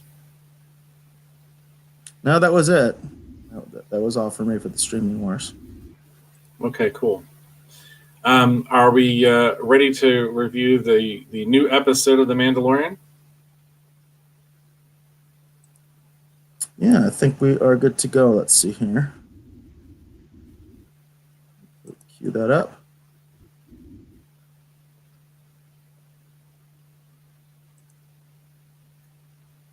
Okay, so we're talking about the new. You basically just saw this, right? I just saw it, literally. We've been doing the show now for about an hour and 30 some odd minutes. So an hour and 30 some odd minutes ago, I just finished watching it. So we're talking about episode 7, The Reckoning of The Mandalorian, obviously on Disney Plus. This, do you want me to talk about my initial impressions first? Sure, go ahead. Okay. I like this episode and I hate this episode. I thought it was a good episode of the show for me personally, and I liked a lot of what the show did, I liked it, but then I hated where it left the show, I guess is the best way to put it. I liked it, but I hated what it kind of showed us in a sense.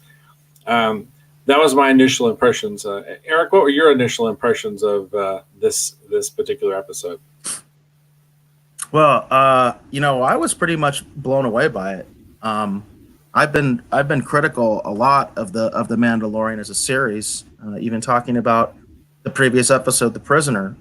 I had plenty of criticism to put on that, although I thought the episode overall was pretty good. But this episode blew me away. It absolutely blew me away. It's exactly what I wanted. It's exactly what I want from storytelling. Because what I really liked about it, what was so powerful to me about it, was that we finally had an episode where so many elements that we had seen in previous episodes actually came together. Literally came together. And that's what I like to see in my storytelling, especially in a series like this, where clearly we're supposed to be going somewhere. We don't know exactly where we're going. I've made my predictions. But, a lot of these episodes have been what I called side quests. They have very little to do with the overarching story, as I see it. Right. And this one kind of just took that all away. I mean, as far as my criticisms, because so many of the elements that we were given in previous episodes are now relevant. Right. You know, I wasn't a big fan of the episode Sanctuary, but now we got a big payoff from Sanctuary, and that's the kind of thing I wanted to see. That's the kind of thing I've been craving, was to see a payoff. And you know, now I'm kind of like, okay, you know, I wasn't that into Cara Dune before, but now I'm a lot more into her, because now I feel like she's relevant to the bigger story, to the more important story, to the relevance of Baby Yoda and all that, and where Baby Yoda really fits into all this. Because, you know, I've said it a million times, I'm a huge Baby Yoda fan. I'd be fine with the Baby Yoda series. This Baby Yoda, you know, gets into the ship and takes off and has his own little adventures, you know? I'd be fine with that. Not to say I hate The Mandalorian. I think The Mandalorian's cool too, but I like Baby Yoda. And I just think it's really cool to see literally all these characters put together that we've seen in all these previous episodes, and finally see them together as a group, as a team, working together on this problem of how do we save the Baby Yoda? Because ultimately, the Mandalorian knows if he continues the way that he's going to be hunted for the rest of his life. And there's no place that's going to be safe for the Baby Yoda until he resolves the situation. So that's what I really liked. I really liked this coming together of all these different plot elements, specifically of these characters that we've seen in the previous episodes, and now they're relevant again. So that's what I really liked. Now, I since we're going to talk about spoilers, because we're in the spoiler part. I already said there's going to be a lot of spoilers in this episode. So if you're still listening or watching, this is on you. If you haven't seen it, that's just going to say, because I mentioned I loved this episode, and then I didn't like this episode. What I mean by I didn't like this episode is I hated where this episode left our characters, because they're in a world of hurt, like big time world of hurt. Like, how in the hell are they getting out of this? So, and then we see one of the characters that I've actually come to like, the Ugnaught. What was his name? Was it Quill or Quile or something like that? It looks like he might be dead. You know, like I was like, holy cack! Like when I saw them, the general plot, those of you who have seen this, you know, basically the Carl Weathers' character, who's the leader of the bounty hunting guild on this particular sector of space or whatever, contacts the Mandalorian and pitches him on this idea that, hey, if you come back, there's more Imperials here than before. They've kind of taken over my city. I don't like this. They're affecting our ability to get work done and to get paid. We need to get them out of here. So if you come back and you let me pretend to give this Imperial warlord the prize that he's after, and then you can in turn just pull out your gun and kill him, you know, and then that way I get my planet back. You're not going to have to worry about the Imperials continuing to pursue you, because this is the main guy who's after you. So once he's dead, you're good. And then, of course, the Mandalorian shows up, and along the way, he goes back and he gathers these different individuals he feels like he can trust. And I thought this was good because it showed that the Mandalorian has learned from his mistakes. He knows that he needs backup. But more importantly, I think he knew that he needs some people that he feels that he can trust to also help take care of the child, the Baby Yoda. Like he needs someone, he needs people that are going to help keep an eye and protect the child, because the kid has a tendency to wander into danger, right? So he knew that he needed to put together kind of his own crew.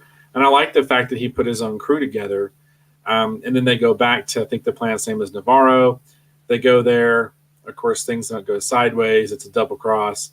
And then it turns into not quite a double cross, but basically our heroes, Quill appears to be dead.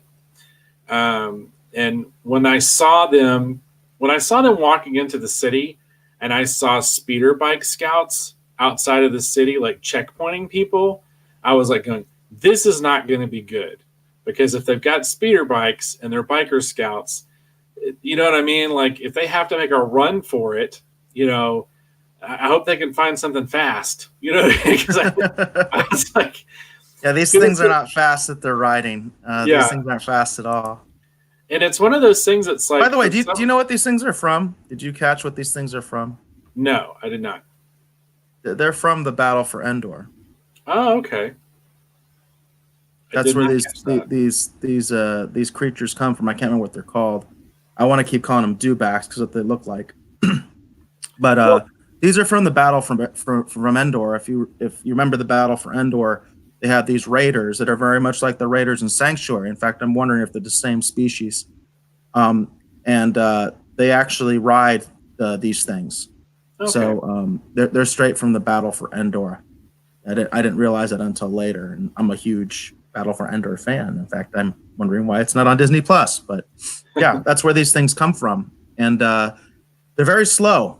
They're very, very slow. Well, what was interesting too, to talk about fun callbacks, did you notice that when the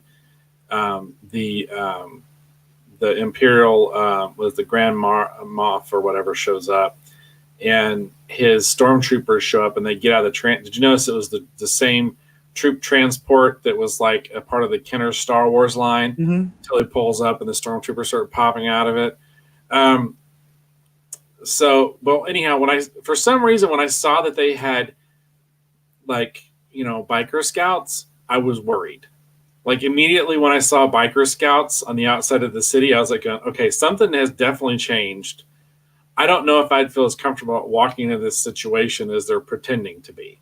Because that already, to me, seemed like a bit of a paradigm shift. Because before, it felt like a bunch of just random rogue stormtroopers. I mean, they could just be people wearing stormtrooper armor. I mean, they could just be gangsters, you know what I mean? And not real stormtroopers.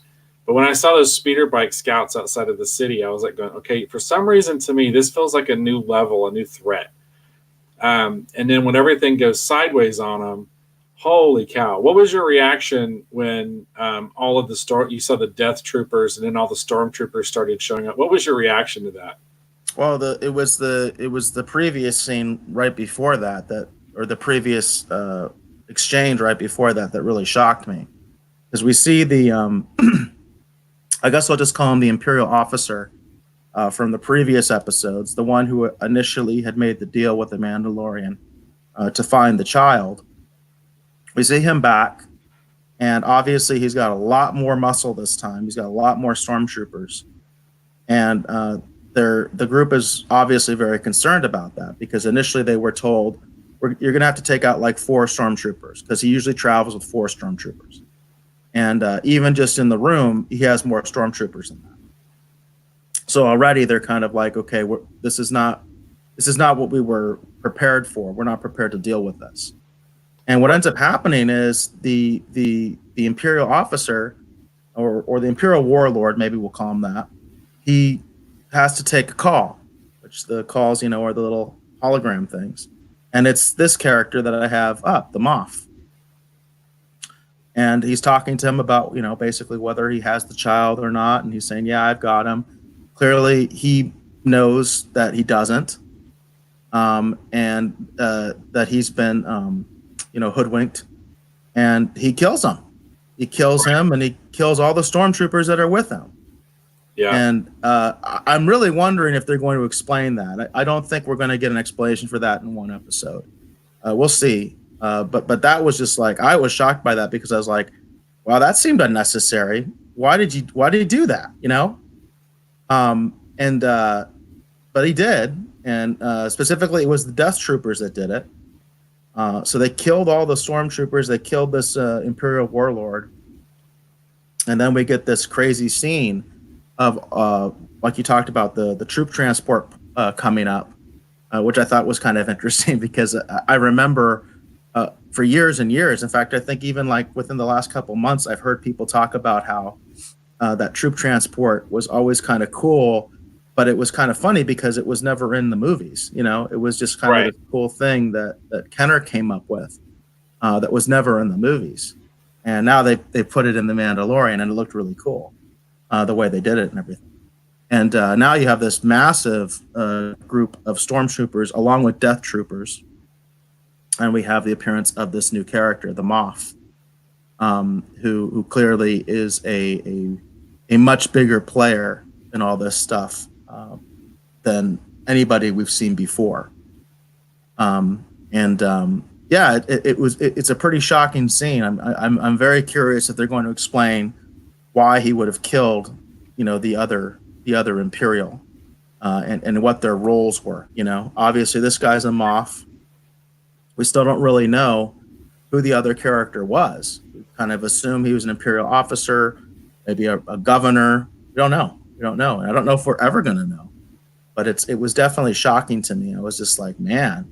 So what was that all about? Why is he killing like his own men? It just seemed kind of unnecessary. But I don't know. It'll be interesting to see if they actually address that or not. If he was just simply saying that the guy was incompetent and he's getting rid of him, that kind of a thing. I was shocked by it. I was absolutely shocked. And so were the characters, obviously. The characters know that they're in a world of hurt right now. It doesn't look very good for them. And of course, what they were trying to do is get Quill. It's Quill, right? Yeah. Try to get Quill to get back to the gunship, because the Mandalorian said once you initiate the defense protocols on the gunship, it should be fine. You guys shouldn't have any problems. So it was kind of that race for him on the very slow moving creature, Right. With the speeder bikes coming after him, trying to get to the ship. One thing that confused me, I don't know if you picked up on this or not, he's very close to the ship when he's apparently killed.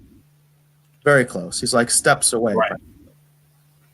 What the hell is the IG unit doing? That was one of the most pleasant surprises for me in this show, in this episode, was the return of the IG unit, because I thought the IG unit wasn't used very well in terms of a one and done. I was really glad to see him come back. In fact, I remember you had theorized, based on some stuff you had heard, that the Mandalorian was going to repair the IG unit, and they were going to be like a team, Right. And it turned out that it was Quill that repaired the IG unit and has been using him as a sort of a servant. And I thought the return of the IG unit was actually a really pleasant surprise for me. But it's like, what's the IG unit doing when Quill dies? Because he's in the ship, right? Well, I have a fear that, and I'm thinking, because I thought the reveal was going to be is that when they showed Quill on the ground and it looked like he was dead, and his creature he was riding was dead, I thought what we were going to see is we're going to get a pull away shot, and it was going to be the IG unit standing there with a blaster. And then, we were going to realize that the IG unit had gone back to its original programming. It betrayed him. And then we see the speeder bike scouts pick, the child or Baby Yoda up. Then the question was going to be, okay, did he kill Baby Yoda too? And they're just taking the body back? Or did he just kill Quill and they've captured him? Or, you know what I mean? Because it was a pretty shocking ending to this. I was kind of on this is one of the better episodes, because I was definitely on the edge of my seat. Man, I hate the way this episode ended. But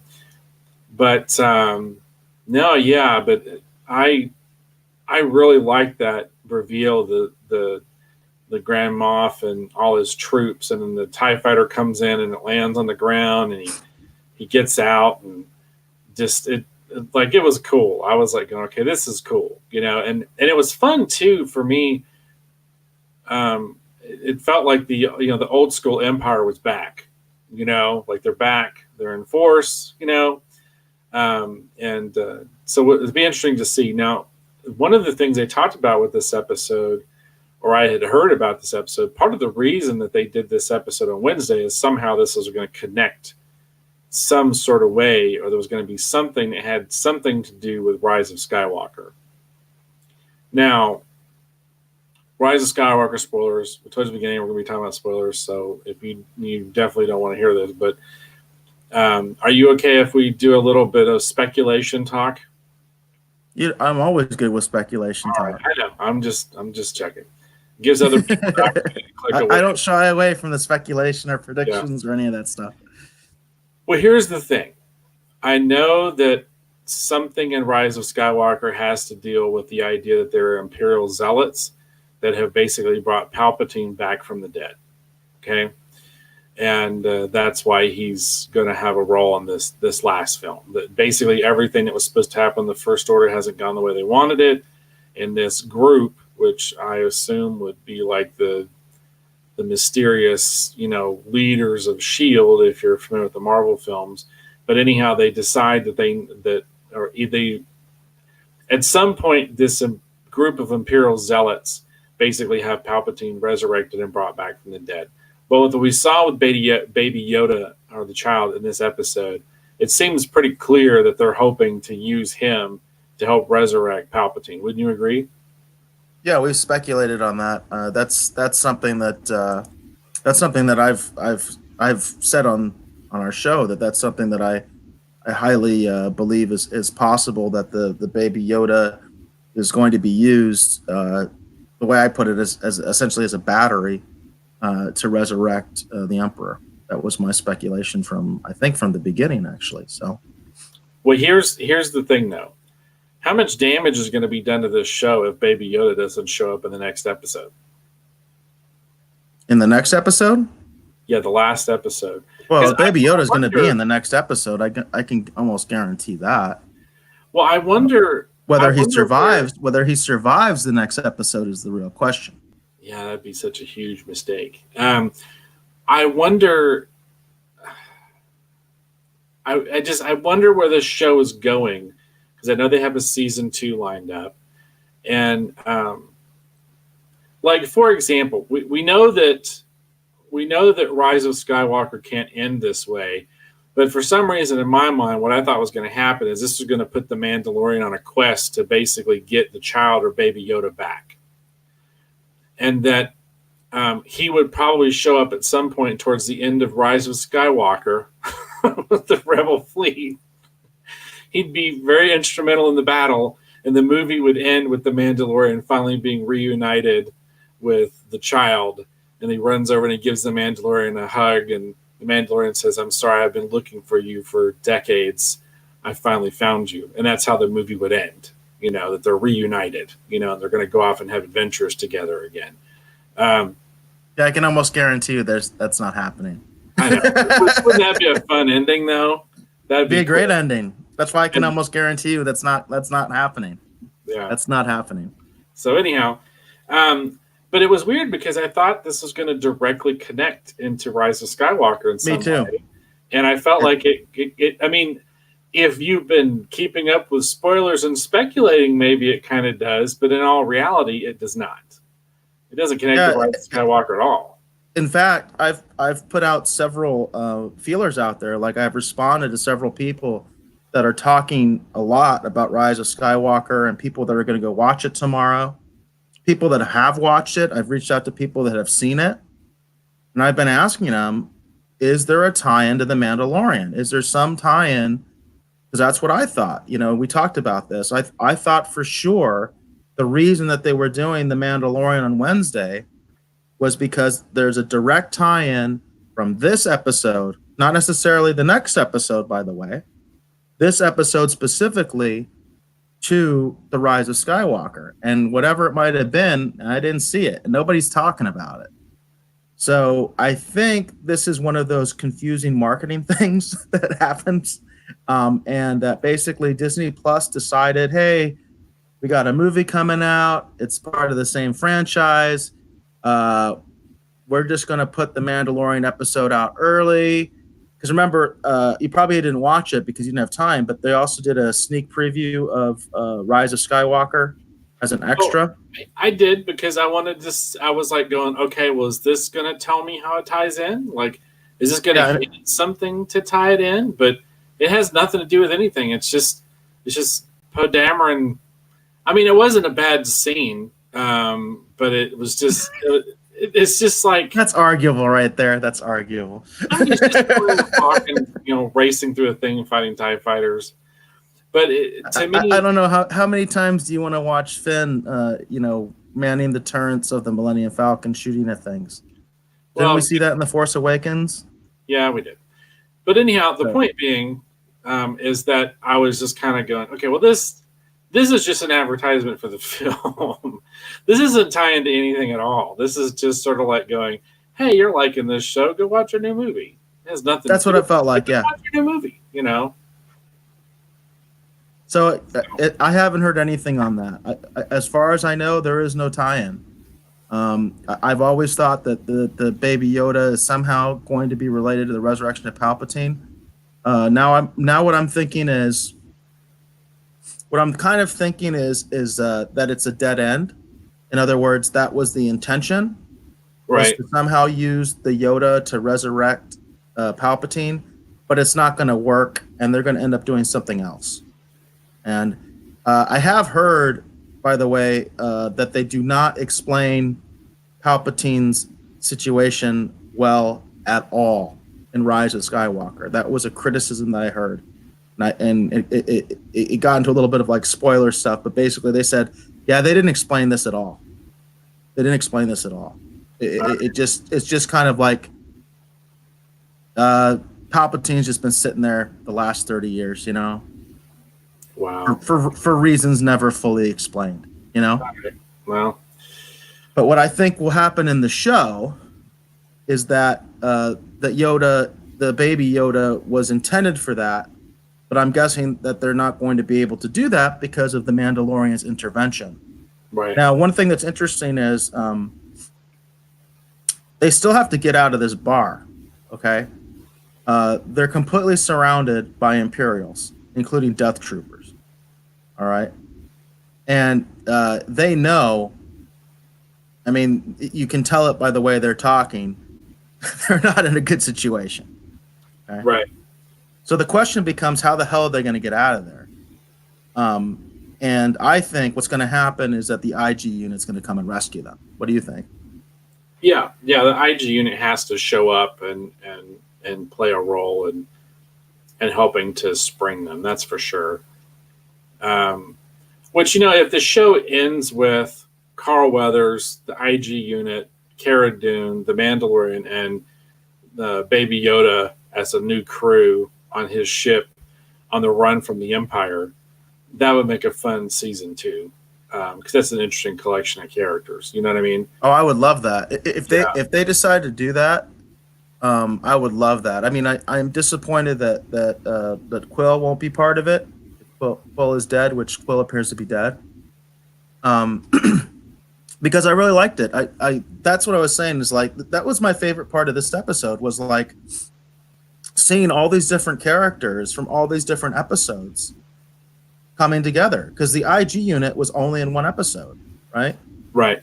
Carl Weathers' character has been very underutilized, in my opinion. I think he's only really been in 3 episodes.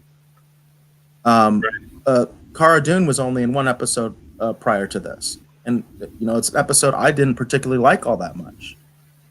So I think putting them together, though, was awesome. And Quill, I think, is a fan favorite already. Everybody's always quoting him, "I have spoken." I see that all the time on Twitter. Right. So he's already a fan favorite, and it is pretty bold. If they killed him, that is pretty bold. But he's actually the one we've seen the most of this group, besides the Mandalorian and the Baby Yoda. He's at the most lines. So it'll be interesting to see how they go forward. I would love, if that's how this ends up, because I can see it coming, if they do get away with the Baby Yoda, but now the Mandalorian has his new crew, and they're going to go after the Baby Yoda. I think that would be a great way to end the season. But we'll see what they do. I think it's even possible they might kill the Baby Yoda. We'll see. Oh, I hope not. I mean, there's got to be a reason why we don't have any merchandise. I mean, why don't we have merchandise for Christmas for Baby Yoda? The people that don't like Baby Yoda, they all say, well, he's a cash grab. He's just for toys. There are no Baby Yoda toys. And and my kids are begging for it. I'm begging for it. I want a Baby Yoda, Right. There's got to be a reason why there's no Baby Yoda toys, you know? Right. So along those lines, if you would share my screen. Hold on. There we go. Okay. So Christmas is coming up, and I wanted to do something kind of fun and kind of special. Now, the colors are different, okay? But I drew this up, and I had this fabricated as cut vinyl, so it's like a car decal. And the colors are completely different because this was my original idea, and it turned out to be way too complex, and we couldn't do it for a multitude of reasons. But anyhow, I do have a Mandalorian Baby Yoda cut vinyl thing I'm going to be sending to you for Christmas. So now, before anybody asks, there was not a lot of these produced. It was a very, very small run. I mean, we're talking like less than 5, and I'm not selling them. They're just for close friends, you know, Christmas gifts kind of thing. But I thought you would enjoy getting a kick out of this. And since we're talking about the Mandalorian and we had, you know, 2 episodes we were covering, I thought it'd be kind of fun for people to see sort of my. It has to be highly simplified when you do cut vinyl. You know, you can't have a lot of detail. And I heard they were cursing me in the production department when they were weeding it, which is pulling the parts away you don't need, because the black part is basically would be like your window. But it's a takeoff of, if you've ever seen the Stormtrooper decal, it's like the half the Stormtrooper. It's that kind of idea, but it's half the Mandalorian, and then we've got, you know, the Baby Yoda with him. So that is perfect, man. That is awesome. That is freaking awesome. Seriously, that is like perfect. That is so cool. That is so cool. No, seriously, I'm speechless. That's really cool. Cool. So, but I'm going to be. You may get a little bit after Christmas because I'm. Oh yeah, here comes Micah coming in. Because so now, this is my wife, Micah. I don't know why she's watching the show, but anyhow, I did originally produce this for Micah, and but I went ahead. We had to use a certain amount of material, and I was going, well, I know Eric would like one, and so we produced a very, very small run because otherwise this thing would have cost me a fortune. So anyhow, yeah, Micah got the first one. You'll be getting the second one, and but it's a very, very small run that we're doing. But when I was working on this, I was thinking, it's like, I bet Eric would like one of these too. Oh yeah, you're right. Yeah, you're absolutely right. I love it. I mean, that's awesome. Yeah, that's really good. Gosh, it makes me feel like you need to pitch a Mandalorian comic book to Lucasfilm. You know. Well, I'm sure. Awesome. You know, Marvel and Disney and all these people have got that hopefully sewed up if they've got any sense already. But I'm not talking about with me on it. I would not go with that assumption at all. Personally, I really wouldn't. I really wouldn't. And if they are, I'm willing to venture that it's not as good as this. This is really good. I mean, really, really good. It really captures the spirit too. Just the spirit of both characters, I think, is captured very well in this piece. Yeah, it was fun. So, no, I'm very honored. That's awesome. That is awesome. But it does lead me to say, why isn't there more stuff like this from Disney?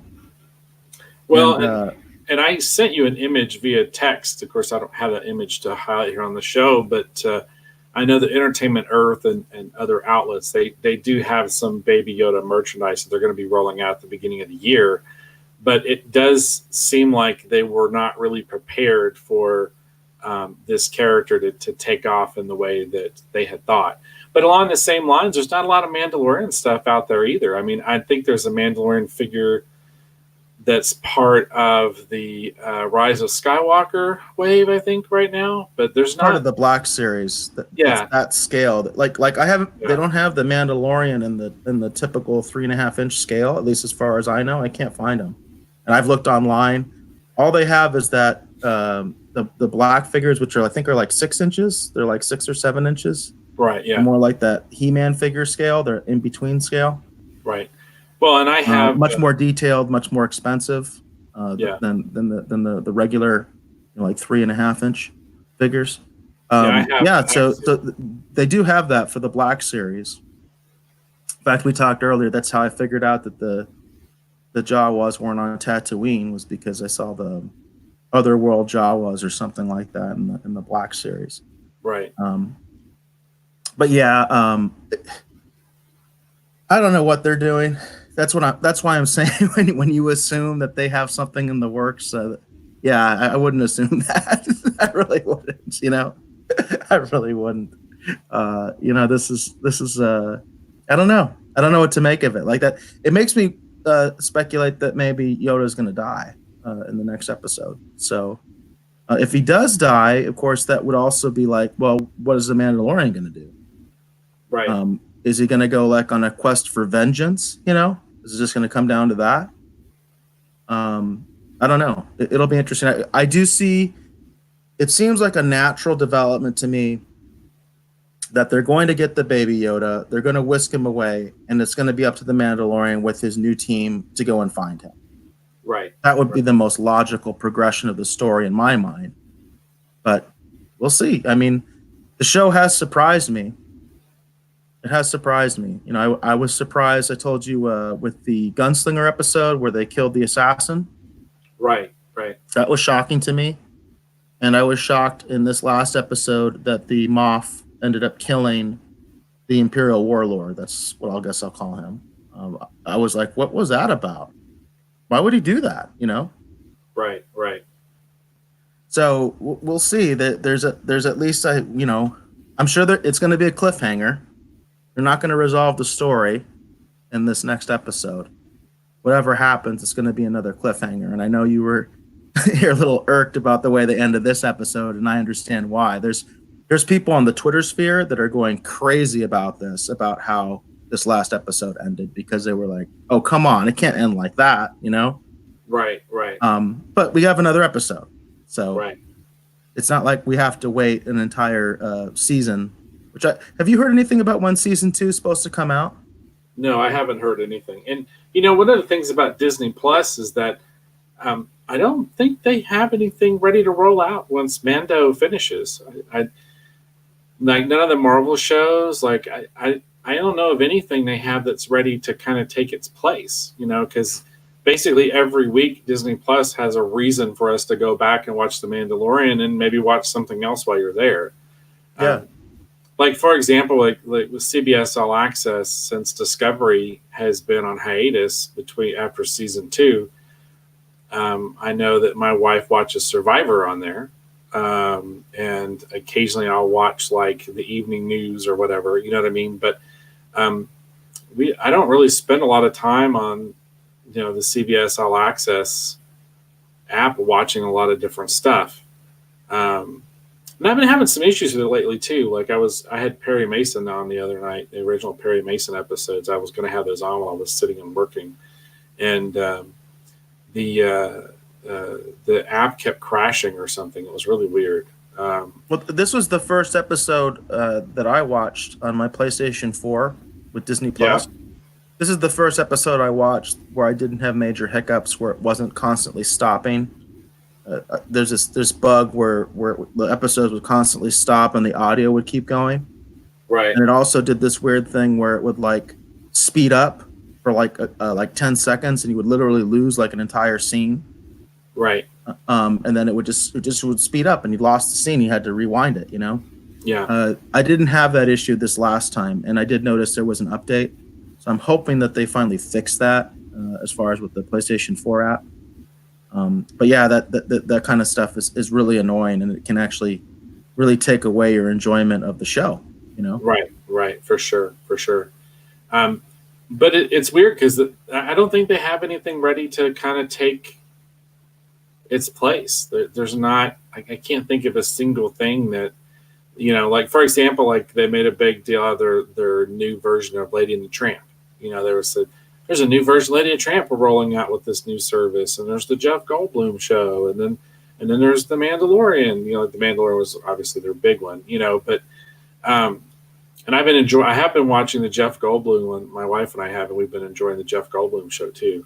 But I don't think they have anything after Mando runs. Like, it's not like, Falcon and Winter Soldier is ready to take its place. I don't think it's not like the What If series is ready to take its place. When, you know what I mean? Like when Mando ends, it's like, what's next? Because I haven't heard of anything that's ready to go. Have you? They haven't been doing any promotion. No, I haven't heard anything.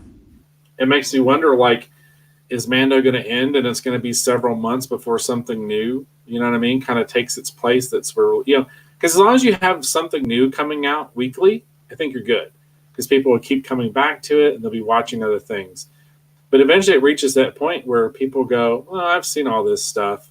And that's when people start thinking about canceling, So it'll be interesting to see how the Disney Plus service weathers Mando ending, because that's primarily what I've been coming to Disney Plus for is for the Mandalorian. So, and you contrast that to Netflix, where Netflix, of course, is constantly coming out with new content. Right. You just never know what the heck it is. You just turn it on and you go, "What's that?" Right. They don't really publicize it very good. Yeah. Sometimes it's great, and sometimes it's all right. So. Yeah. Well, they're at that point where they feel like they don't need to do that. They have such a huge subscriber base that they feel no need to promote it. They know you're going to find it eventually. So, you know what I mean? Yeah, I know. But I am curious what's going to happen in this, how they're going to wrap up this season. I just hope it's going to be satisfying. It's going to be good. I have the way that I would like it to go if it was up to me. But I'm hopeful that it's going to be a good strong ending. I've had some issues with this series as it's been going on and all that stuff, but right now I'm really stoked. I'm really feel like they can take us to a cool place. They're in a good position right now. I just hope they don't mess it up. You know what could happen too? What's that? Well, the New Republic was just one step behind the Mandalorian in the last episode. I wonder what the chances are that New Republic forces could show up and see that these Imperial forces are amassed on this planet, and they're like, where the heck did these guys come from? Let's get them off this planet. And maybe a Rebel fleet will show up with a bunch of X-Wings and stuff, and it's going to be on. Man, that'd be cool. That would be cool. Well, you know what's interesting? I actually did think about that. I sometimes I'm like, maybe I'm getting too deep into this, but that's what I do. I mean, like I said, I'm a lore guy. That's what I do. I get deep into it. And one of the things I thought of when he was first sort of trying to deal with this problem was I kind of was like, well, why didn't he just do the same trick he did in the previous episode? Why didn't he just attract the New Republic forces to the planet? Right. Why didn't he do that? I mean, it worked with the guy on the space station, with the guys from the previous episode. Why couldn't he just do the same thing now that he knows that these guys are Imperials? Now that he knows there's a significant force of them, why not just get the New Republic to deal with them for him? Well, and you never know. There's also the possibility that Quill might actually not be totally dead. And he could. He looked pretty dead to me. I mean, it's possible, but he looked pretty darn dead to me, But he could always pull himself on board the ship, and he could call the New Republic and tell him what's happening, before his last gasp. You know what I mean? I don't know. I was just thinking about it because I've been wondering. It's like, how are they going to get out of this? And I'm like going, man, a whole bunch of X-Wings come screaming out of the sky, and all of a sudden things are, you know what I mean? Things are going to go sideways for that Imperial leader guy. So pretty quick. That might be fun. I think the IG unit's going to come and rescue them. I think the IG unit's going to come and rescue them. Yeah, you could be part of it. You know what's interesting? I did want to say. Go ahead. Well, I was just going to say the character. I can't remember the actor's name because he's from.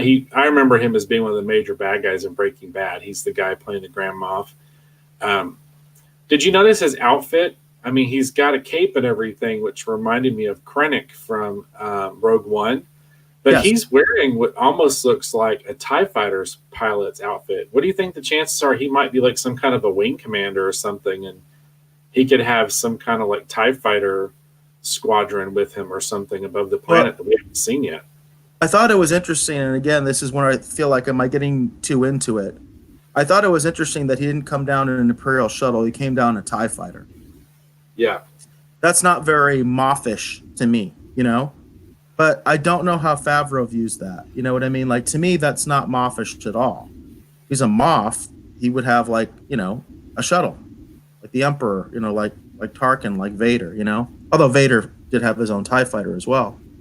But it doesn't seem to me that Moffs typically are very hands-on. You wouldn't think of them as being very hands-on, you know? Right. So I like your explanation. That would actually make a lot of sense. If he's basically like a huge TIE fighter commander and essentially like this ace or whatever, that would make a lot of sense. That'd be really cool. Yeah, that'd be cool. But at the same time, I mean, his armor isn't necessarily like that much different than what the generals wear in the field. You know, like if you remember The Empire Strikes Back and what the general, the Imperial general, because I just watched Empire Strikes Back the other day. You know, the outfit that he wore, the armor similar. You know, when he was on the AT-AT, he was commanding the assault on Hoth. Right, right. So there is a precedent for that as far as commanders wearing armor into battle and having sort of a different setup and a different look than obviously the troops, you know, and all that kind of stuff. Right. So we'll see, but that would be really cool. I would really like that because I did wonder that when I was watching the episodes. Like, it's not very Moffish for him to be in a TIE fighter by himself, you know. Right. But if he was like a wing commander, that would make a lot of sense, and that would be really cool. And if you caught the visual cue and that's what it is, that would also be really cool.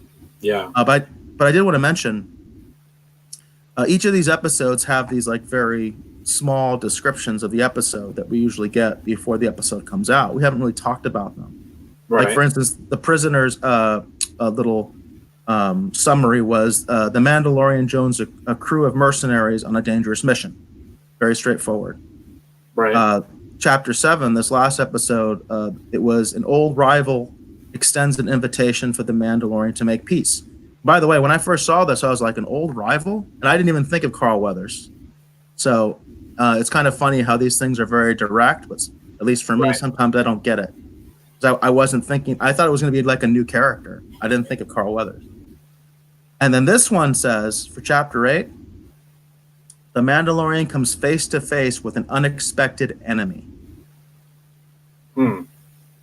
So we could have another total it factor come in there. Now, here's the big thing that makes me, you know, I think you know where I'm going. This is what I would love to see. This would be like my perfect thing. I would love that, like Boba Fett just to show up. Right. You know, that would be the ultimate for me.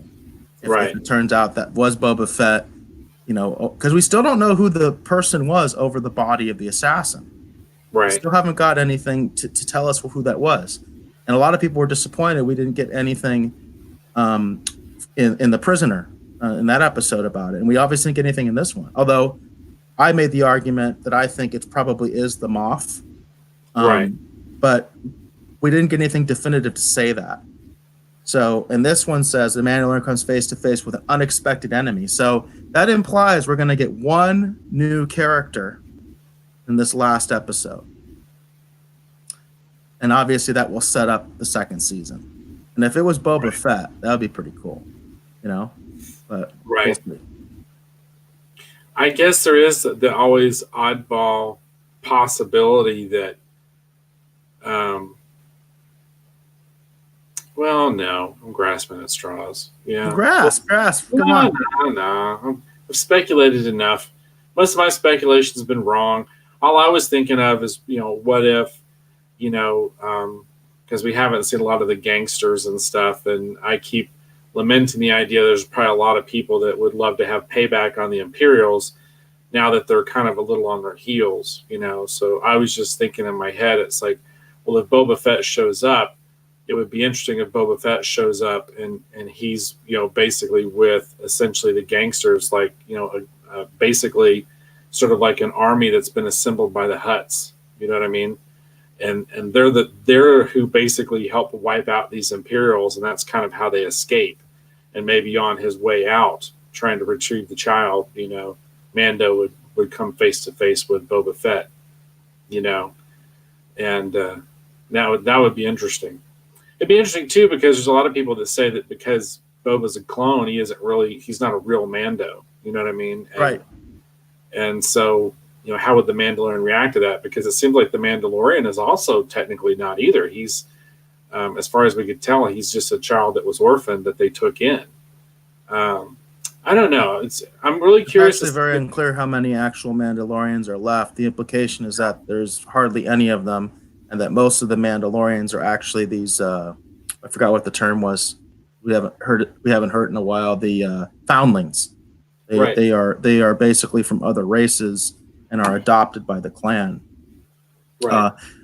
With going along the lines of what you're talking about, my brother had this really interesting idea, which was that because Boba Fett did work for the Imperials, that he is a total freelance and he has no loyalty to the clan at all, and actually has more loyalty to the guild than he does to the clan. Right. And that puts him in another kind of unique position. That he's kind of like, the fact that he did work for the Imperials, could also make him sort of a marked man in his own right, Right. So he kind of just does his own thing. He had this idea of Boba Fett being much more of a freelancer, that he wouldn't really care about the Mandalorians, but he might care about the guild. Right. Yeah. So, well, we'll see. We'll see what happens. I'm curious to see how it's going to all unfold, because one of the things that's been nice about the Mandalorian is it has been a lot of fun and a lot of new territory. A little bit of familiar territory here and there, but it's been a lot of fun to be in a Star Wars world with a story where you have no idea what may or may not happen.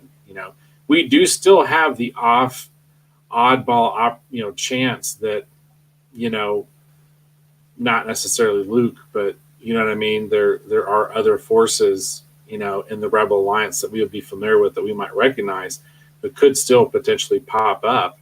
And depending upon the scenario, they could confuse the Mandalorian as being a part of the Imperial forces, So I don't know. It'd be interesting to see how this all unfolds. So, well, I did want to say, because we didn't really touch on this, but one thing that's kind of irked me and I thought is a little weird is they have this moment where the Baby Yoda is trying to help the Mandalorian with his arm wrestling match with Cara Dune. Yeah, so it's a cool little scene, I think, because he basically thinks Cara Dune is hurting the Mandalorian, so he force chokes her, which I thought was really cool. Right. And I really like that. I got a big kick out of that. And so everybody's kind of like sitting there like, okay, what the hell's going on? And we found out that Quill used to work for the Empire. Right. And of course, Cara Dune was a rebel. So it really confuses me that nobody knows anything about the Force. Quill implied he did. Like, Quill was like, I've heard things that would kind of explain this. But I was like, okay, wait a second. Okay, if you worked for the Empire, you knew about the Emperor and you knew about Darth Vader. Okay, just plain and simple. Everybody knew about them, Right. Everybody knew about them.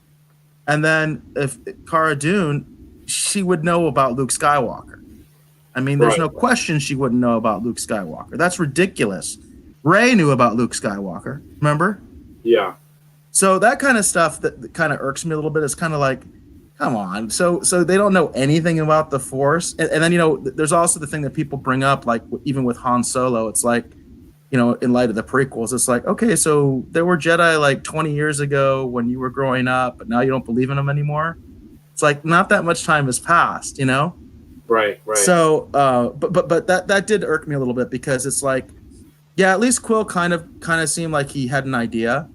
He didn't say it out loud, but he said, well, I've heard of things that would explain this, but he didn't elaborate. But Right. Cara Dune is just like, what the hell is this? And I'm like, you Right. worked for Luke Skywalker. You know what I mean? Like straight up. He was like the leader of the rebellion, They even say that in the beginning of Empire Strikes Back. So It's like, come on, So that I just want to say that does kind of irk me, and so I don't know if they would go in that direction to kind of shock them, and like we could have like a Force user, or like we speculated, maybe the beginnings of the Jedi Academy or something like that, which would be really cool. That's my dream, that what happens in the next episode is that because Baby Yoda's been tapping into the Force, Luke knows he's there. The rebels are the ones that show up. They take out these Imperial guys, and Baby Yoda, and that could be the unexpected enemy that the Mando runs into. Luke could show up trying to find the child and whisk him away to the Jedi Academy to keep him safe, realizing, his connection to Yoda, right? And then the Mandalorian is like, you're not taking that kid, weird dude dressed in black with a lightsaber. You know what I mean? And that could be his unexpected enemy. Of course, he's going to lose. And, Baby Yoda's going to the Jedi Academy, but at least we don't have to watch him die. But anyhow, and at the end could be like, the Mando picks himself up and dusts himself off. And it's just like, this whole operation was nothing but a shitstorm. You know what I mean? And he gets in his ship and flies off, and next season, something totally different, So I don't know. It could be interesting. I'm curious to see how they're going to wrap it all up. But that's my dream, is that, Luke is the one who shows up and takes Baby Yoda to this new Jedi Academy. That's what I'm hoping for. So I think that's the pipe. And I've mentioned, I think that's great, but you realize that with canon as it is now in Disney Wars, that would mean that Yoda is killed by the Knights of Ren when the temple's destroyed or whatever, the new Jedi Academy is destroyed. So, not necessarily. He might have escaped just like Luke escaped. Pretty resourceful. Luke didn't escape. Luke just ran off and hid somewhere or something. He wasn't there. Remember, he wasn't even there. I mean, that's how bad they made it. I mean, Luke wasn't even there when it happened. He came after the fact because he was probably goofing off, and he's an idiot and he sucks now. But that wasn't Luke. That was Jake Skywalker. Right. I maintain that. So. All right. That'll work. So do we think that's good for this episode? Yeah, I think that's good. We're good. All right, cool. Well, I want to thank you for hopefully watching or listening to this episode of the Retro Rogues Live. Again, my name is Dave Beatty. I've been one of your hosts. You can learn more about me, see some more of my art if you'd like some of the stuff you see in this episode, all on my website, and that's at davebeatty.com. That's www.davebeaty.com. I want to thank Mr. Eric Alexander for bringing his insights and opinions and perspectives to all these kind of fun pop culture and sci-fi goodness. Please, Eric, tell the folks either watching or listening at home where they can learn more about you on the interwebs. I'm most active on Twitter, and I am at BassGod14, BassGod14 on Twitter. Also on YouTube, which is one of the platforms where I'm hosting tonight. I'm also hosting on my Twitter account, and then also on our Facebook for the Retro Retrospective page. And those are the easiest ways to find me. Very cool. So I want to thank you for hopefully listening and watching this episode. Please come back next week, as apparently we will have another episode. Just even though there is a Christmas holiday, there will be a new episode. Whether you consider that a gift or not, only you can decide.